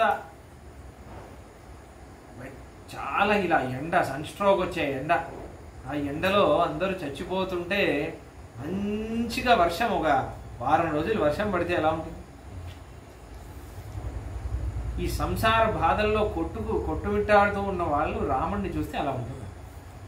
ఒక్కసారి రాముడిని చూస్తే అలా ఉంటుంది. ఆహా ఎంత ఆనందం. ఘర్మావితప్తాః పర్జన్యం, పర్జన్యం అంటే వాన, హ్లాదయంతమివ ప్రజాః, మనసులో ఒక ఆహ్లాదం కలిగిస్తుంది. అలా ఉందంట రాముడిని చూస్తుంటే. అలా ఉందా అని అంటున్నారు, నతతర్ప సమాయాంతం పశ్యమానో నరాధిపః. కానీ నతతర్ప అంటున్నారు. కానీ దశరథ మహారాజుకు సంతృప్తే కలగట్లేదు. రాముడిని ఎంత చూసినా ఇంకా చూడాలి, వీడిని ఇంకా చూడాలి. ఎంత చూసినా సరిపోవట్లేదు, వీడిని ఇలానే చూస్తూ ఉండాలి అని అనిపిస్తుంది రాముడిని. అది చిన్నప్పటి నుంచి అంతే. రామా అని పిలుస్తాడు, రాముడు నడుచుకుంటూ నడుచుకుంటూ వస్తాడని. ఏం లేదన్న వెళ్ళు అంటాడు, మళ్ళీ వెళ్తాడు, మళ్ళీ కొద్దిసేపు పిలుస్తాడు. ఇది ఒక వృత్తి. ఈ కులశేఖర ఆళ్వార్ మన సంప్రదాయంలో కులశేఖర ఆళ్వార్ వచ్చేసి ఆయనకి ఇలానే అత్యంతమైన రామభక్తి ఆయనకి. పెరుమాళ్ తిరుమడి అంటారు ఆయన రాసింది. ఆయన ఒక్కొక్కసారి దశరథ భావంలో వెళ్ళిపోతారు. ఆయనే దశరథుడు అన్నట్టు, రాముడు తన కొడుకు అన్నట్టు మాట్లాడతారు. అలా కొన్ని పాసురాలు. దాంట్లో ఓ 2 పాసురాలు, చాలా 10 పాసురాలు ఉన్నాయి అలా ఆయన దశరథ భావంలో మాట్లాడడం. మనం గుండెని పిండేస్తాయి, అలా ఉంటాయి పాసురాలు. దాంట్లో 2 పాసురాలు, వా పోగువా இன்னம் வந்து ஒரு கால் கண்டு போ மலரால் கூந்தல் వెయ్పోலும் ఎడితోళి తన్ పొరుట్టా. వా రామా ఒకసారి రావా, పోగు సరే వెళ్ళు, మళ్ళీ వా ఇన్నం మురుగాల్ కండు పో ఇంకొకసారి రావా. నడిస్తే చూడాలి, రాముడు నడిచి వస్తుంటే చూడాలి. மலரால் கூந்தல் வெய்போலும் எழில் தொழிதான் பொருட்டா விடையோன் தன்வில்லைச் செற்றாய் மாபோகு நெடுங்கானம் வல்வினையே மனம் முறுக்கும் மகனே இன்று நீ போக என் நெஞ்சம் இரு பிளவாய் போகாదే నెక్కుమారే అని వస్తుంది. సుమంత్రుడిని చూసి అంటున్నారు, నేను రా అంటే వస్తాడు, పో అంటే వెళ్తాడు, నేను చెప్పిందన్నీ విన్నాడు. ఈ ఒక్కసారి ఏంటి సుమంత్ర, నేను వెళ్ళొద్దు రామా వెళ్ళొద్దు రామా వెళ్ళొద్దు రామా అంటే అడవికి వెళ్ళిపోయాడే, నన్ను మళ్ళీ రారా అంటే కనిపించట్లేదే. రాముడు చూడకుండా కూడా నేను బతికున్నానే, నేను ఎంత పాపాత్ముడిని సుమంత్ర అని అంటున్నాడు. దశరథ భావంలో ఒక కులశేఖర వారు కంటనడి పెట్టుకుంటూ మాట్లాడే పాసరం. దాని తర్వాత ఇంకో పాసరం ఇలానే, అమ్మ ఎండ్రుగండ అழைக்கும் ఆర్వచ్ చొల్కేళ. అదే నాన్న నాన్న అని అంటాడే నన్ను, వాడి నాన్న అంటుంటే ఎంత బాగుంటుంది సుమంత్ర, నీకు తెలుసా. అణిచేర్మార్వం ఎన్ మార్వత్తిడై అழுந்த తழுవాదే ముడుసాదే మోవాదుచ్చి. వాడు ఇలా వస్తాడు, ఇలా బాగా అలంకరించుకుంటూ వస్తాడా, వాడి ఛాతీతో నా ఛాతీని ఇలా ఇద్దరం గట్టిగా కౌగలించుకుంటామా, దాని తర్వాత వాడు నన్ను ఆ కాళ్ళు మొక్కుతాడా, వాడి నుదిటి దగ్గర నేను వాసన చూస్తాను. అవన్నీ కైమ్మా విన్నడయన్న వెన్నడయం. వాడు నడుస్తుంటే అందమైన ఏనుగు మెల్లగా వయ్యారంగా నడుస్తున్నట్టు నడుస్తాడే. కమలం పోల్ ముఖము, కమలం లాంటి ముఖం ఉందే. కాణాదు ఎమ్మానై ఎన్ మగనై ఇడందిట్ట ఇడి తగయేన్ ఇరుక్కిండ్రేనే. ఇవన్నీ పోగొట్టుకొని కూడా నేను బతుకున్నానే, నేను ఎంత పాపాత్ముడిని సుమంత్ర అని అంటున్నాను. ఇవన్నీ పోగొట్టుకున్నాను నేను, నా జీవితంలో ఐశ్వర్యమే ఇది. రాముడిని కౌగలించుకోవడం, వాడు నాన్న అంటే వినడం, వాడు నడిచొచ్చేది చూడడం, వాడి ముఖం చూడడం, వాడిని ఆలింగనం చేసుకోవడం, ఇది కదా నా జీవితంలో ఐశ్వర్యం. అది పోగొట్టుకొని నేను బతికున్నానే, ఎంత పాపాత్ముడిని అయితే నేను బతుకుంటాను ఇంకా అని ఏడుస్తున్నాను దశరథుడు. కాబట్టి అంత ఇష్టం. ఇది చాలా ముఖ్యం. ఇది ఎప్పుడు మనం భగవంతుడిని చూసేటప్పుడు అలా ఒక ఇచ్చ ఉండాలి, ఒక ఆనందం ఉండాలి. ఎప్పుడెప్పుడు నేను భగవంతుడిని చూస్తాను, ఎప్పుడెప్పుడు ఆయన మళ్ళీ నేను చూస్తాను. ఇలా శ్రీమద్ భాగవతంలో 10వ స్కందంలో అక్రూరుడు అని ఒక ఆయన కంసుడి దగ్గర పనిచేసేవాడు ఆయన. కానీ ఒకసారి కృష్ణుడిని తీసుకురావడానికి అక్రూరుడిని పంపిస్తారు. ఎంత ఆనందంగా వెళ్తాడో. అక్రూర యానం అని ఒక సర్గ, మొత్తం ఒక సర్గ శ్రీమద్ భాగవతంలో. ఎప్పటి నుంచో కృష్ణుడిని చూడాలి చూడాలి చూడాలని అనుకుంటుంటాడు. ఆహా, ఇవాళ నేను కృష్ణుడిని చూస్తాను, కృష్ణుడు నన్ను ఎలా పలకరిస్తాడు, కృష్ణుడు నాతో ఏం మాట్లాడతాడు, ముందు ఏం చేస్తాడు, తర్వాత ఏం, ఇలా అలా అందులో ఆయనే మాట్లాడుకుంటూ రథంలో వెళ్తూ ఉంటాడు. అదొక సర్గ. ఆ సర్గ అంత బాగుంటుంది చూస్తే. ఎప్పుడెప్పుడు మన పొద్దున్న లేవగానే ఇలా ఉండాలి, భగవంతుడు ఏంది ఇలా ఉండాలి, గుడికి వెళ్ళేటప్పుడు ఇలా ఉండాలి అనంటే ఒక భావన ఉంటుంది మనకి. దాంట్లో శ్లోకం ఎలా ఉంటుందంటే, లబ్ధ్వాంగ సంగం ప్రణతం కృతాంజలిం మాం వక్ష్యతే క్రూర రతేత్యురుశ్రవాః తదా వయం జన్మభృతో మహీయసా నైవాదృతో యో దిగముష్య జన్మతత్. నేను కంసుడి యందు పనిచేసేవాడినే, నన్ను పలకరిస్తాడా నా స్వామి కృష్ణుడు అంటున్నాడు. లేదు లేదు, నా స్వామి హృదయంలో భావగ్రాహి జనార్దన కదా, భావాన్ని పట్టేస్తాడు. ఎవరి దగ్గర పనిచేస్తున్నా అవన్నీ చూడడు. నా హృదయంలో కృష్ణుడే ఉన్నాడని పసిగట్టేయలేడా నా స్వామి. నన్ను చూడంగానే తప్పకుండా నేను ఇలా మొక్కుతాను, మొక్కంగానే ఇలా లేచి నా అక్రూరా అని నన్ను కౌగిలించుకుంటాడు. ఆ కౌగిలి నాకు దొరికిందంటే ఇంకా నేను పుట్టినందుకు నాకు అన్ని సార్థకమైనట్టే, నాకు అన్ని సుఖాలు దొరికినట్టే. ఇంకా కొద్దిసేపట్లో ఇంకా 5 నిమిషాల్లో కృష్ణుని చూసేస్తాను, ఇంకా 2 నిమిషాల్లో కృష్ణుని చూసేస్తాను. అలానే వెళ్తూ ఉంటాడు. చాలా ఆశ్చర్యంగా ఉంటాడు. అయితే నిజంగానే కృష్ణుడు ఏం చేస్తాడు, సోప్యేనం గజవజ్రాబ్జ కృతచిహ్నేన పాణిన సంస్పృశ్యాకృష్య చ ప్రీత్య సుఘాడం పరిశశ్వజే. ఆయన వెళ్ళగానే ఇలా రథం నుంచి దిగుతాడా, విష్ణు పురాణంలో ఉంది ఈ శ్లోకం. ఆయన వెళ్ళగానే స్వామి కృష్ణ అని పడిపోతాడు. 2 చేతులతో ఇలా లేపుతాడా. చెప్తే ఈ చేతిలో వజ్రం అంటే ఆయుధాల చిహ్నాలన్నీ ఉన్నాయి కృష్ణుడికి. ఆ చిహ్నాలను చూసి ఆహా స్వామి నీ చేతులు అవి అని చూసి ముందు రా, తర్వాత చూడలే కానీ ముందు రా అని కృష్ణుడు గట్టిగా కౌగిలించుకుంటాడు. తన కౌగిల్లో బంధించేస్తాడు అక్రూరుడిని. ఎంత ఎంత సుగాఢం మంచిగా గాఢంగా చాలాసేపు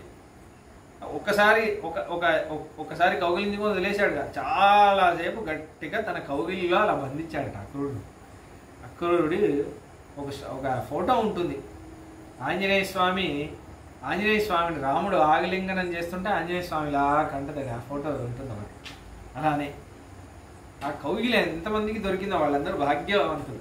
ఆంజనేయ స్వామికి దొరికింది, అక్రూరుడికి దొరికింది, గుహుడికి దొరికింది, భరతుడికి దొరికింది. వీళ్ళందరూ చాలా అదృష్టవంతులు. దశరథుడికి దొరికింది. వీళ్ళందరూ చాలా అదృష్టవంతులు. పరమాత్మ యొక్క కౌగిలి దొరికింది వాడు. రాముడు అంతే, ఎంత ప్రేమో రాముడికి నిజంగా. అలా స్వామి వాడి భక్తులు ఎందు చాలా ప్రేమ. కాబట్టి ఇక్కడ అందుకే అది ఉండాలి మనకి. అయితే ఇప్పుడు పితుస్సమీపం అవతార్య సుమంత్రస్తు రాఘవం చందనోత్తమాత్ పితుస్సమీపం గచ్చంతం ప్రాంజలి పృష్ఠతోన్వగాత్ సతం కైలాసశృంగాభం ప్రాసాదం రఘునందన అరురోపనృతం ద్రష్టం సహసాతేన రాఘవః. ఇలా దిగంగానే నాన్నగారిని చూడంగానే నమస్కారం, ఇలా నమస్కరించాడు ప్రాసాదంలో. అలా ఇప్పుడు పైన లేడు, మళ్ళీ ఇలా వచ్చేసి కూర్చున్నాడు. రాముడికి తెలియదు పాపం. అంటే పరమాత్మని చూస్తే తెలుసు, రాముడు ఇలా చూస్తే తెలియదు. రాముడు దిగడం చూశాడా, మళ్ళీ వచ్చి ఏమీ తెలియనట్టు వచ్చి సీట్లో కూర్చున్నాడు. అయితే ఇప్పుడు రాముడు దర్బార్లో సింహాసనంలో ఆయన కూర్చుంటే ఇలా నడుచుకుంటూ వచ్చి ప్రతిపాదనం చేసి అభివాదే అని చెప్పి అభివాదనం చేసి నాన్న సప్రాంజలి రవిప్రేత్య ప్రణత పితునంతికే. చాలా ముఖ్యం ఇది. కొంతమంది హాయ్ హాయ్ హాయ్ డాడీ అంటారు, కొంతమంది సంస్కారం తెలియదు. నాన్న అంటే ఏంటో రాముడు చూడండి ఎలా చూపిస్తున్నాడు. ముందు ఫాదర్ అనేవారు, ఇప్పుడు తర్వాత డాడీ అయింది, తర్వాత డాడ్ అయింది, ఇప్పుడు పాప్స్ ఏదేదో అంటారు. అన్ని ఇంగ్లీష్ వాళ్ళ సినిమాలన్నీ చూసి ఎలా మాట్లాడుతున్నారు. ముందు నాన్నగారు అనేవారు, నాన్న అయింది. నాన్న అయినా పర్వాలేదు, నాన్న అనొచ్చు. నాన్న అంటేనే ఇంత బాగుంటుంది కదా. కాబట్టి అలా హాయ్ డాడీ అని అంటారు. అలా కాదు, అది ఒక నాన్న అంటే ఆయన స్వామి తర్వాత ఆయనే అన్నట్టు. కాబట్టి సప్రాంజలి రవిప్రేత్య ప్రణత పితురంతికే నామస్వం శ్రావయన్ రామో భవందే చరణౌ పితుః. రామ అహమస్మి భో అని అభివాద చేశాడంట నామాన్ని చెప్పి. తం దృష్ట్వా అలా చేస్తుంటే తం దృష్ట్వా ప్రణత పార్శ్వే కృతాంజలి పుటం నృపః గృహాంజలో సమాకృష్య సస్వజే ప్రియమాత్మను ఇలా లేపి ఇలా కౌగిలించుకున్నాడు దశరథుడు. రారా నాన్న అని కౌగిలించుకున్నాడు. తస్మై చాభ్యుదతం సామ్యం మణికాంచన భూషితం విదేశరాజరుచిరం రామాయ పరమాసనం. దాదా నాన్న ఇక్కడ కూర్చో అని ఒక ఆసనం ఇచ్చాడు. రాముడు అక్కడ వజ్రాలతో వైడూర్యాలతో అలంకరింపబడిన ఆసనంలో రాముడు ఇలా కూర్చొని ఇలా నాన్న వైపు చూస్తున్నాడు. చూస్తుంటే కొంతసేపు ఏమీ మాట్లాడలేదు. తథాసన వరం ప్రాప్య యదీపయత రాఘవః స్వయైవ ప్రభయా మేరుం ఉదయే విమలో రవి, ఉదయించే సూర్యుడు. కొంతమంది సన్ రైజ్ అని అక్కడక్కడ సన్ రైజ్ పాయింట్ అని వెళ్ళిపోతారు కొంతమంది, సూర్యుడు ఉదయించడాన్ని చూడడం. అలా ఆయన ఉదయించే సూర్యుడిలో ఉన్నాడా, అలానే చూస్తున్నాడు రాముడు. కొంతసేపు అలానే చూస్తున్నాడు. నాన్న ఎందుకు పిలిచారంటే అలానే చూస్తున్నాడు, ఏం వినిపించట్లేదు, అలానే చూస్తున్నాడు. తేన విభ్రాజిత తత్ర సాసభాభిప్రయోగత విమలగ్రహ నక్షత్ర శారథీ ధౌరివేందునా తం పశ్యమానో నృపతి స్తోష ప్రియమాత్మనం అలంకృతమివాత్మానం ఆదర్శతల సంస్థితం. అలా చూసి చూసి చూసి చూసి దశరథ మహారాజుకి ఏమనిపించిందంట, ఒక 20 ఏళ్ళు, నాకు 25 ఏళ్ళు ఉన్నప్పుడు నేను ఇలానే ఉన్నానే, నన్ను నేను అద్దంలో చూసుకున్నట్టుందే, నా కొడుకుని చూస్తుంటే నా అలానే ఉన్నాడే అన్నట్టు అనుకున్నాను. ఇదే నాన్న స్థితిలో ఉంటుంది. కొడుకు పెరిగే కొద్దీ అది నాన్నకే తెలుస్తుంది, మీరు నాన్న అయితేనే తెలుస్తుంది. కొడుకు పెరిగే కొద్దీ వాడిలో తనని తాను చూసుకుంటాడు, నా అలానే ఉన్నాడు వీడు, తనలా లేకపోయినా అలానే అనిపిస్తుంది. నిజానికి వాడు అమ్మలా ఉంటాడు కానీ అలానే అనిపిస్తుంది, నా కొడుకు అనిపిస్తుంది, వాళ్ళనే అనిపిస్తుంది. అయితే అంటే ఎందుకు అలా తనను తానే చూసుకున్నట్టు ఎందుకు అనిపిస్తుంది అంటే, ఇప్పుడు 60 ఏళ్ల ముసలాళ్ళ లేడు, 20 ఏళ్ల వాళ్ళ రాముడిని చూస్తే యవ్వనం వచ్చేస్తుంది. ఎవరైనా మీ ఏజ్ ఎంత అంటే నాకు 25 ఏళ్ళే కదా అన్నట్టు అంటారు. రాముడిని చూస్తే తనను తానే అద్దంలో చూసుకున్నట్టు చూసుకుంటాడు. ఆత్మావై పుత్రనామాసి అంటుంది శాస్త్రం అంటుంది. ఆత్మావై ఎప్పుడు కొడుకుని, ఒక మంత్రమే ఉంది దానికి. అంగాదంగాత్ సంభవసి హృదయాదతి జాయసే ఆత్మావై పుత్రనామాసి సంజీవ శరదశతం అని ఒక మంత్రం. వాడిని ఉజ్జగించేటప్పుడు, ఆడేటప్పుడు, ఊపేటప్పుడు ఈ మంత్రం చెప్పి చేయమంటుంది. వేదమంత్రం ఇది, శతపథ బ్రాహ్మణంలో ఉంది, యజుర్వేదంలో. అంగాదంగాత్ సంభవసి అంటే నా ప్రతి అంగం నుంచి వచ్చిన రక్తము, నా హృదయంలో నాకు ఒక కొడుకు కావాలి అనే ఒక ఆశ, ఇది కలిగి ఒక రేతస్సులా మారి అది మీ అమ్మ గర్భంలో ప్రవేశించి దాని తర్వాత నువ్వు పెరిగి ఇలా పుత్రులా అయ్యావురా, నా మొత్తం శరీరం మొత్తం కలిపితే నువ్వు, కాబట్టి నువ్వు ఎవరో తెలుసా, నేనేరా నువ్వు. ఆత్మావై పుత్రనామాసి, నేనే, నాకు ఇంకో జన్మిచ్చాడు రా నీ రూపంలో దేవుడు, నేనేరా నువ్వు అని నాన్న అంటాడట. అలా చూసి నువ్వు ఎవరో తెలుసా, ఆత్మావై నేనేరా నువ్వు అని నాన్న అలా చూస్తాడు. కాబట్టి సంజీవ శరదశరం, నువ్వు 100 ఏళ్ళు ఉండాలిరా నాన్న, చల్లగా ఉండాలిరా అని నాన్న ఎప్పుడు అలానే చూస్తాడు. కాబట్టి ఆ భావనలో అలా చూసుకుంటాడు. అలంకృతమివాత్మానం, తనను తాను అలంకరించుకుంటే ఎలా ఉంటుందో అలా ఉందట.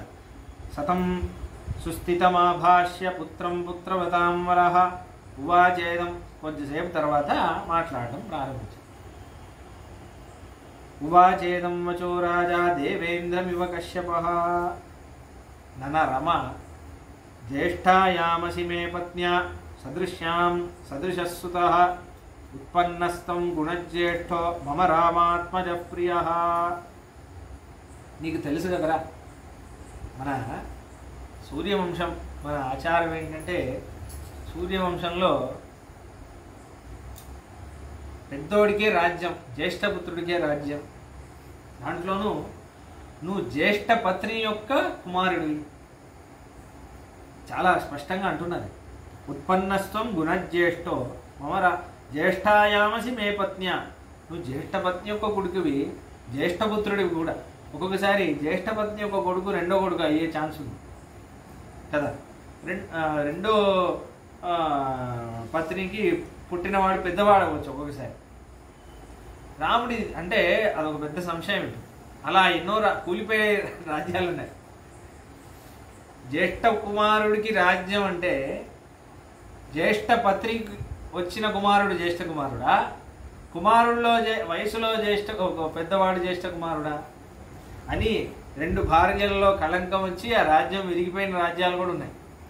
కానీ రాముడి కేసులో అది లేదు. 2 విధాల్లోనూ ఆయనే పెద్దవాడు. కాబట్టి రామ, మన సంప్రదాయం ఏంటంటే పెద్దవాడికే కదరా రాజ్యం. జ్యేష్ఠాయామసి మే పత్న్యా సదృశ్యాం సదృశస్సుతః ఉత్పన్నస్త్వం గుణజ్యేష్ఠో మమ రామాత్మజ ప్రియః త్వయాయత ప్రజాశ్రేష్మ సగుణైర్ అనురంజిత తస్మాంత్వం పుష్యయోగేన యౌవరాజ్యం అవాప్నుహి. రామా, కాబట్టి నిన్ను రాజు చేద్దాం అనుకుంటున్నాను. ఇది నా డెసిషన్ కాదు. ఇందాకే ప్రజలను అందరూ అడిగానరా, అందరూ సంతోషిస్తున్నారా. నువ్వు రాముడిని రాజ్యంగా చేయాలనుకుంటున్నాను వినగానే ఎంత సంతోషపడ్డారో. కాబట్టి ఇందాకే మాట్లాడాను మన గురుగారు వశిష్ఠ మహర్షితో కూడా. రేపు పుష్య నక్షత్రం ఉంది, నీకు అనుకూలమైన తార, నీకు పునర్వసు నక్షత్రం, నెక్స్ట్ నక్షత్రం నీకు అనుకూలమైనది పుష్యమైన నక్షత్రం. కాబట్టి రేపు నీకు పట్టాభిషేకం చేద్దాం అనుకుంటున్నాను.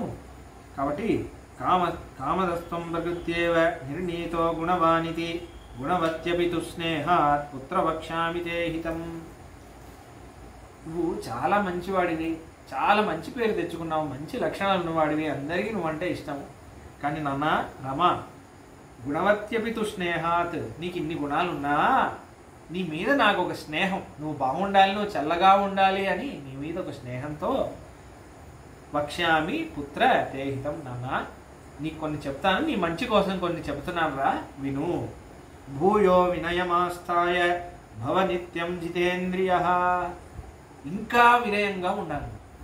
ఇప్పుడే చాలా వినయంగా ఉన్నావు, ఇంకా వినయంగా ఉండాలి. నిత్యం జితేంద్రియ, జితేంద్రియుడిగా ఉండాలి. ఎందుకు అంటే ఇప్పుడు నువ్వు ఉన్నావు, ఇప్పుడు నీకు పదవి వస్తుంది. పదవి వస్తేనే మనకు కొంచెం అహంకారం, ఇంద్రియ నిగ్రహం అదంతా జరగదు. ఆ పదవి అలా ప్రవర్తించేలా చేస్తుంది. ఇప్పుడే నువ్వు జాగ్రత్తగా ఉండాలి. కాబట్టి ఇప్పుడే నాన్న నువ్వు వినయంగా ఉండాలి, ఇంకా వినయంగా ఉండాలి. నువ్వు పదవి పెరిగే కొద్దీ నీకు వినయం పెరగాలి. కామక్రోధ సముత్థాని, కామానికి క్రోధానికి నువ్వు వశం అవ్వకూడదు. ఇప్పటివరకు నువ్వు వశం అవ్వలేదు, ఇంకా జాగ్రత్తగా ఉండాలి. రాజు అయిపోతున్నావు అంటే ఇది అనుకోకు, ఇప్పుడే నువ్వు జాగ్రత్తగా ఉండాలి. పెద్ద పదవి ఇది. చజస్వ వ్యసనాన్ని ఇది కావాలి. అల్పమైన విషయాల్లో అన్నీ నీకు మనసు వెళ్ళకూడదు. చిన్న చిన్న విషయానికి కోపగించుకోవడం అలా నువ్వు ఉండకూడదు. పరోక్షయా వర్తమానో వృత్యా ప్రత్యక్షయా తథా అమాత్య ప్రవృతి సర్వా ప్రజాశ్చైవానురంజయ. ఇప్పుడు జనాలందరినీ, ప్రజలందరినీ నువ్వు బాగా చూసుకోవాలి. మంత్రులందరితో నువ్వు ఏకగంటంతో నువ్వు ఒక నిర్ణయం తీసుకోవాలంటే వాళ్ళు నీకు అనుకూలంగా ఉండాలి, వాళ్ళతో నువ్వు కరెక్ట్గా ఉండాలి. అవన్నీ నువ్వు జాగ్రత్తగా చూసుకోవాలి. ఇష్టానురక్త ప్రకృతి, ఇది చాలా ముఖ్యం. అంటే చూడండి, ముందు దశరథ మహారాజు ఏం చేస్తున్నారంటే రాముడిని అప్రిషియేట్ చేస్తుంది. నాకు అనిపిస్తుంది ఒక్కొక్కసారి చాలామంది నాన్నలు అది చేయరు. నేను ఒక ఉదాహరణ చెప్తాను మీకు. నాకు మిత్రుడు కిరణ్ అని చెప్పి, నేను వాడు కలిసే మాకు కాలేజ్ అయిపోగానే ప్లేస్మెంట్ వచ్చింది. ఫస్ట్ పోస్టింగ్ మా ఇద్దరికి కోల్కతాలో వచ్చింది. 6 నెలలు కోల్కతాలో పనిచేశాను నేను వాడు కలిసే. అయితే మొట్టమొదటికి జీతం వచ్చింది. మొదటి నెల అయిపోయింది.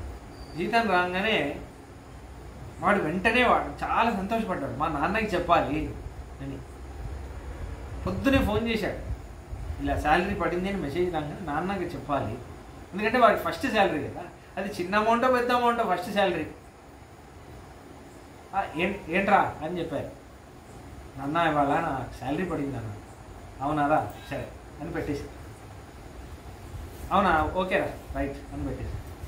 వాడు రోజంతా బాధపడ్డాడు, పాపం చాలా బాధపడ్డాడు. నాకు అందుకే నేను మా నాన్నకు ఫోన్ చేయలేదు. మా నాన్న కూడా ఇలా అంటే నా పరిస్థితి ఏంటి. అయితే చాలా బాధపడ్డాడు. చూస్తే నాకు అంటే అయ్యో మనం ఏదో చాలా ఆశగా చెప్దాం అనుకున్నాం, ఏంటి నాన్న మనకి అంటే జనరల్లీ నాన్నలు ఏం చేస్తారంటే కూతురు చిన్న చిన్న విషయాలు కూడా సెలబ్రేట్ చేస్తారు. కొడుకు అని వచ్చేసరికి ఒక గంభీర్యం వచ్చేస్తుంది. కొడుకు దగ్గర గంభీరంగా ఉంటుంది. కానీ పాపం వాడు కూడా కొంచెం ప్రేమను ఎదురు చూస్తాడు కదా కొడుకు, వాడు కూడా ప్రేమను ఎదురు చూస్తూ ఉంటాడు. అయితే సరే ఇప్పుడు ఏమవుతుందంటే అప్పుడు ఏమవుతుందంటే చిన్నప్పుడు వాడు కూడా నాన్న హీరోలో ఉంటాడా, నాన్న కొంచెం గంభీరంగా ఉండేసరికి సరే మనకి అమ్మ మనకి బాగా ప్రేమ, అమ్మ మనకి బాగా ప్రేమ చూపిస్తుంది అనుకుంటా. కానీ మన ఇండియన్ ఫ్యామిలీస్లో ఇది చాలా ఒక ముఖ్యమైన విషయం. ఒకసారి పెళ్ళైంది అనుకోండి, ఈ పత్రి దగ్గర అయ్యే కొద్దీ ఆవి కొంచెం దూరం అయిపోతుంది. ఇప్పుడు దీంట్లో వీడి తప్పే లేదు. మీకు అర్థమవుతుందా? ఇప్పుడు వీడికి అమ్మ నాన్న సరిగా మాట్లాడు, అమ్మ కూడా దూరం అయిపోతుంది. వీడు పాపం వీడు చాలా అవస్థపడతాడు. చాలామంది అంటారు యాక్చువల్లీ అమ్మాయిలకి ప్రేమ చూపించే వాళ్ళు లేరు, వాళ్ళని పంపించేస్తారని. కానీ లాస్ట్ వరకు అమ్మాయిల ప్రేమ ఉంటుంది అమ్మాయిల మీద. వీడి పాపం వీడికి ఏం తప్పు చేయడు, కానీ వీడికి కొంచెం ఆ ఇరకాటం, వీడి స్థితి అలా ఉంటుంది. అంటే ఎందుకు చెప్తున్నానంటే, అందుకే అప్రిషియేట్ చేయాల్సినప్పుడు మీరు మనసు విప్పి అప్రిషియేట్ చేయండి. మీరు ఒక చిన్న అప్రిషియేషన్ ఇచ్చిన వాళ్ళకి గజారోహణంలా ఉంటుంది, ఏనుగు మీద కూర్చోబెట్టినట్టు ఉంటుంది. అమ్మా నాన్నలు అప్రిషియేట్ చేస్తే చాలా బాగా చేశారు, చాలా వెరీ గుడ్ రా అని ఒక 2 మాటలు చెప్పారనుకోండి, అదే దశరథ మహారాజు. ఇది వేదంలోనే ఉంది. సాధన్యం విదత్యగం సభేయం అని ఒక విషయం వస్తుంది వేదంలో. ఇంట్లో పొగిడితే, ఇంట్లో వాడిని మంచిగా పొగిడి వాడిని ఎంకరేజ్ చేస్తేనే కదా బయట పొగుడుతారు అని ఒక కథ చెప్పేటప్పుడు ఈ మంత్రం వస్తుంది ఒకటి. సాధన్యం సదనంలో ఇంట్లో చెప్తే కదా సభలో చేస్తారు. ఇంట్లో వాళ్ళే చేయకపోతే వాడు వదిలేస్తాడు, దాన్ని ఇంట్రెస్టే పోతుంది వాడికి. వాడికి ఒకటి విషయం అంటే ఇష్టం, వాడు బాగా చేస్తున్నాడు, ఇంట్లో అప్రిషియేట్ చేయలేదంటే వదిలేస్తాడు వాడు. పోరా మనకి సపోర్టే లేదు అన్నట్టు వదిలేస్తాడు. అందుకే మంచిగా మనస్ఫూర్తిగా అభినందించాలి. అది ఆర్ట్, అందరికి రాదు. అప్రిషియేషన్ అందరు చేయలేరు. అప్రిషియేషన్ ఒక హ్యూమన్ నీడ్, అందుకే చెప్తున్నాను. కాబట్టి అమాత్య ప్రవృత్తి అయితే ఇలా అయినా ఇలా అన్నీ చెప్తున్నారు. రాజు ఎలా ఉండాలో అవన్నీ చెప్తుంటే అయితే సా హిరణ్యం చ గాశ్చైవ రత్నాని వివిధాని చ వ్యాధిశేష ప్రియాఖ్యేభ్య కౌసల్య ప్రమదోత్తమ. అయితే రాముడి ఫ్రెండ్ ఒకడు, వాడికి ఎలాగో తెలిసిందట. వాల్మీకి మహర్షి అంటున్నారు, తస్మాత్ పుత్ర తవాత్మానం న్యైవం సమాచార. ఇది వినంగానే రాముడు ఇలా వెళ్ళిపోయాడు. అంటే నువ్వు ఇలా ఉండాలిరా, ఇలా జాగ్రత్తగా నువ్వు ఉండాలి నాన్న, నువ్వు రాజు అవుతున్నావు, చాలా జాగ్రత్తగా ఉండాలి నాన్న ఆశీర్వాదం. సరే నాన్న వెళ్ళు అన్నాడు. వెళ్ళాడు అంతే. రాముడు సరే అంటాడు అంతే. వెళ్ళాడా? వెళ్ళగానే ఇప్పుడు రాముడు వెళ్ళగానే రాముడు ఫ్రెండ్ ఒకటికి తెలిసిందట. వాల్మీకి చెప్తున్నారు, తచ్చుద్వా సుహృతస్తస్య రామస్య ప్రియకారిణ. రాముడి బెస్ట్ ఫ్రెండ్ ఎవడున్నాడో తెలియదు, మనకి పేరు చెప్పలేదు. ఒక బెస్ట్ ఫ్రెండ్ ఎవడో ఉన్నాడట. నాకు తెలిసి లక్ష్మణుడే అనుకుంటున్నారు. ఎందుకంటే కొంతసేపు తర్వాత కౌశల్య భవనంలో లక్ష్మణుడు ఉన్నాడు అని వస్తుంది. మళ్ళీ ఉండొచ్చు, రాముడికి ఫ్రెండ్స్ కూడా ఉంటారు కదా, తెలియదు మనకి. త్వరిత శీఘ్రం ఆగత్య కౌసల్యాయైన్యవేదని. ఈ విషయం తెలియగానే దశరథ మహారాజు రాముడిని రాజుగా చేయాలి అనుకుంటున్నారు అనగానే వాడు వెళ్ళి ముందెళ్ళి పరిగెత్తికెళ్ళి కౌసల్య భవనంలోకి వెళ్ళారు. అమ్మ మీకు గుడ్ న్యూస్. ఇవాళ ఏం జరిగింది తెలుసా? దశరథ మహారాజు అనౌన్స్ చేశారమ్మా, మన రాముడు ఉన్నాడు కదా, వాడిని రాజు చేయాలనుకున్నారు. రేపే పట్టాభిషేకం అంటారు తెలుసా మీకు? ఇప్పుడే నాకు తెలిసింది, మీకు వచ్చి చెప్దాం అనుకున్నానంటే. అయితే ఆమె ఏం చేసింది, వెంటనే గోదానం, రత్నదానం, బప్పులు విప్పులు ప్రసాదం, అందరి వ్రతాలు చేసేస్తుంది, నోములు చేసేస్తుంది, తెలిసిన వాళ్ళకి తెలిసిన వాళ్ళకి స్వీట్లు పంచేస్తుంది, అందరికీ ఒక్కొక్కడికి ఒక్కొక్క రత్నం ఇస్తుందంట. ఇంట్లో వాళ్ళ భవనంలో పని మనుషులందరికీ తెలిసిన ఎవరు ముందుకు వస్తే వాళ్ళకి రత్నం. మా కొడుకు రాజవుతున్నాను, అందరికీ ఒక రత్నం, ఒక డైమండ్, అందరికీ ఒక్కొక్కటి చేస్తుంది. గోదానం చేసేస్తుందట. సా హిరణ్యం చ గోల్డ్ కాయిన్స్ ఇచ్చేస్తుంది. గాశ్చైవ రత్నాని వివిధాని చ వ్యాధిశేష ప్రియాఖ్యేభ్య కౌసల్య ప్రమదోత్తమ.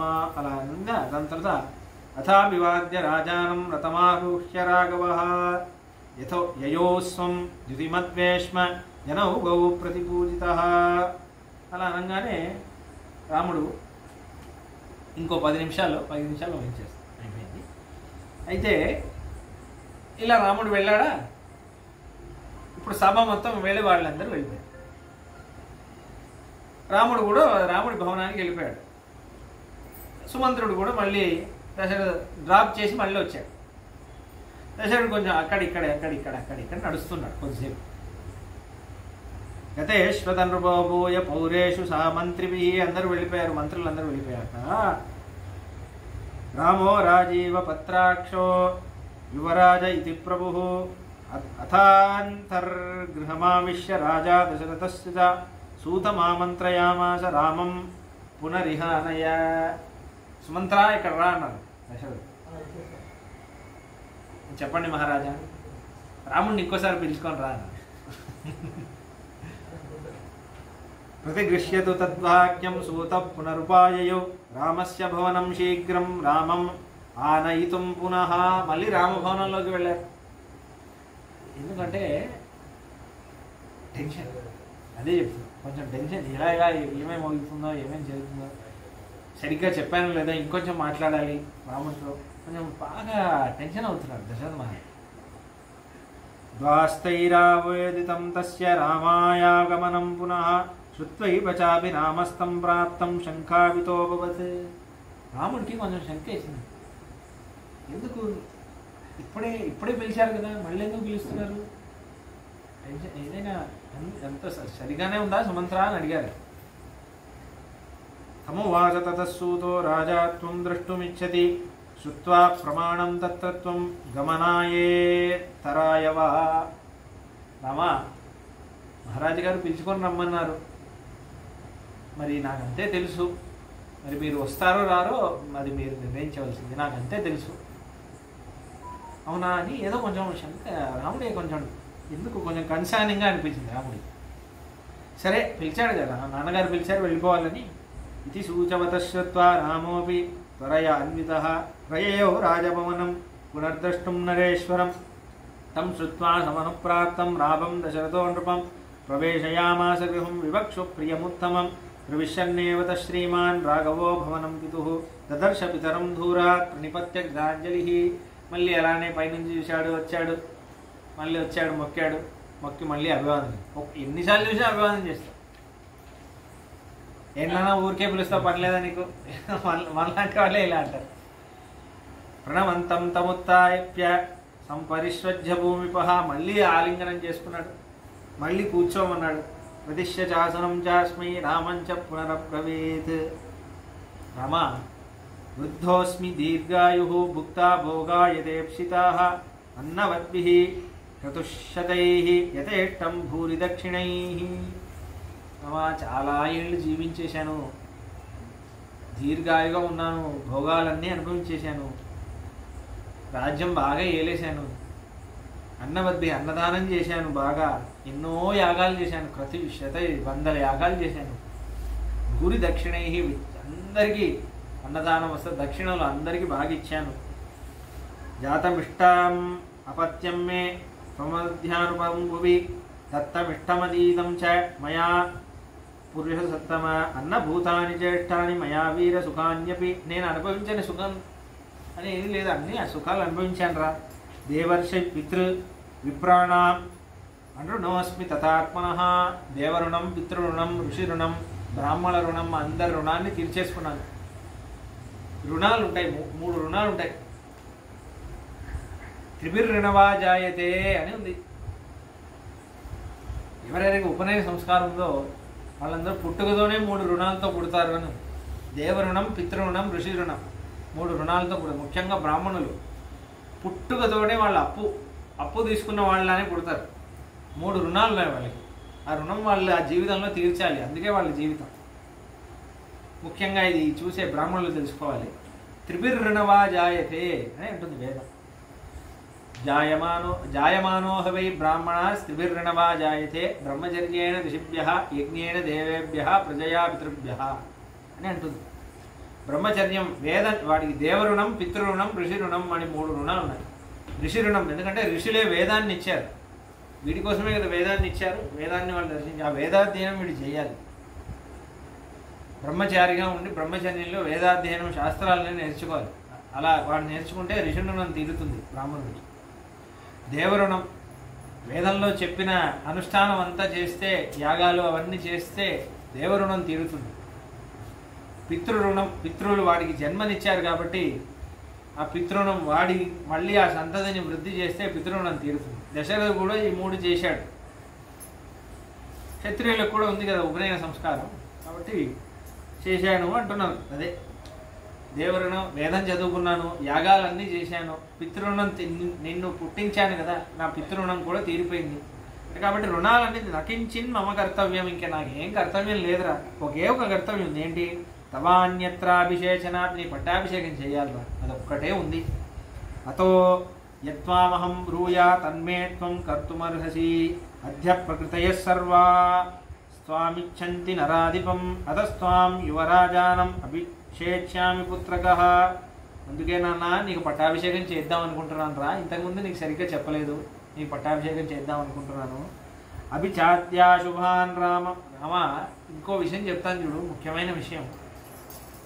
అపిచాత్ అశుభాన్ రామ స్వప్నాన్ పశ్యామి రాఘవ సనిర్ఘాత దేవోల్కాశ్చ పతంతి మన మహాస్వనాః. నాకు చాలా ఘోరమైన కళలు వస్తున్నాయి రా, పీడకలన్నీ వస్తున్నాయి, నక్షత్రాలు పడిపోతున్నట్టు అంతరిక్షం నుంచి, ఆస్టరాయిడ్స్ కామెట్స్ ఇవన్నీ ఉంటాయి కదా, అవన్నీ పడిపోతున్నట్టు కళ్ళన్నీ వస్తున్నాయి. నా జాతకం కూడా బాగాలేదు ఇప్పుడు. నా జాతకంలో సూర్యుడు కుజుడు రాహు ఒకేసారి వచ్చినట్టు ఉంది. నా నక్షత్రంలో 3 ఒకేసారి వస్తే మారక యోగం, మరణయోగం అంటారు. మరణయోగం నాకు దగ్గరికి వస్తుందిరా, నా జాతకం బాగాలేదు అంటున్నారు. కాబట్టి నాకు పగట్లో కూడా ఏదేదో పెద్ద పెద్ద రాళ్ళన్నీ పడిపోతున్నట్టు ఇలా నాకు ఏదేదో విచిత్రమైన చిత్రాలన్నీ కనిపిస్తున్నాయి.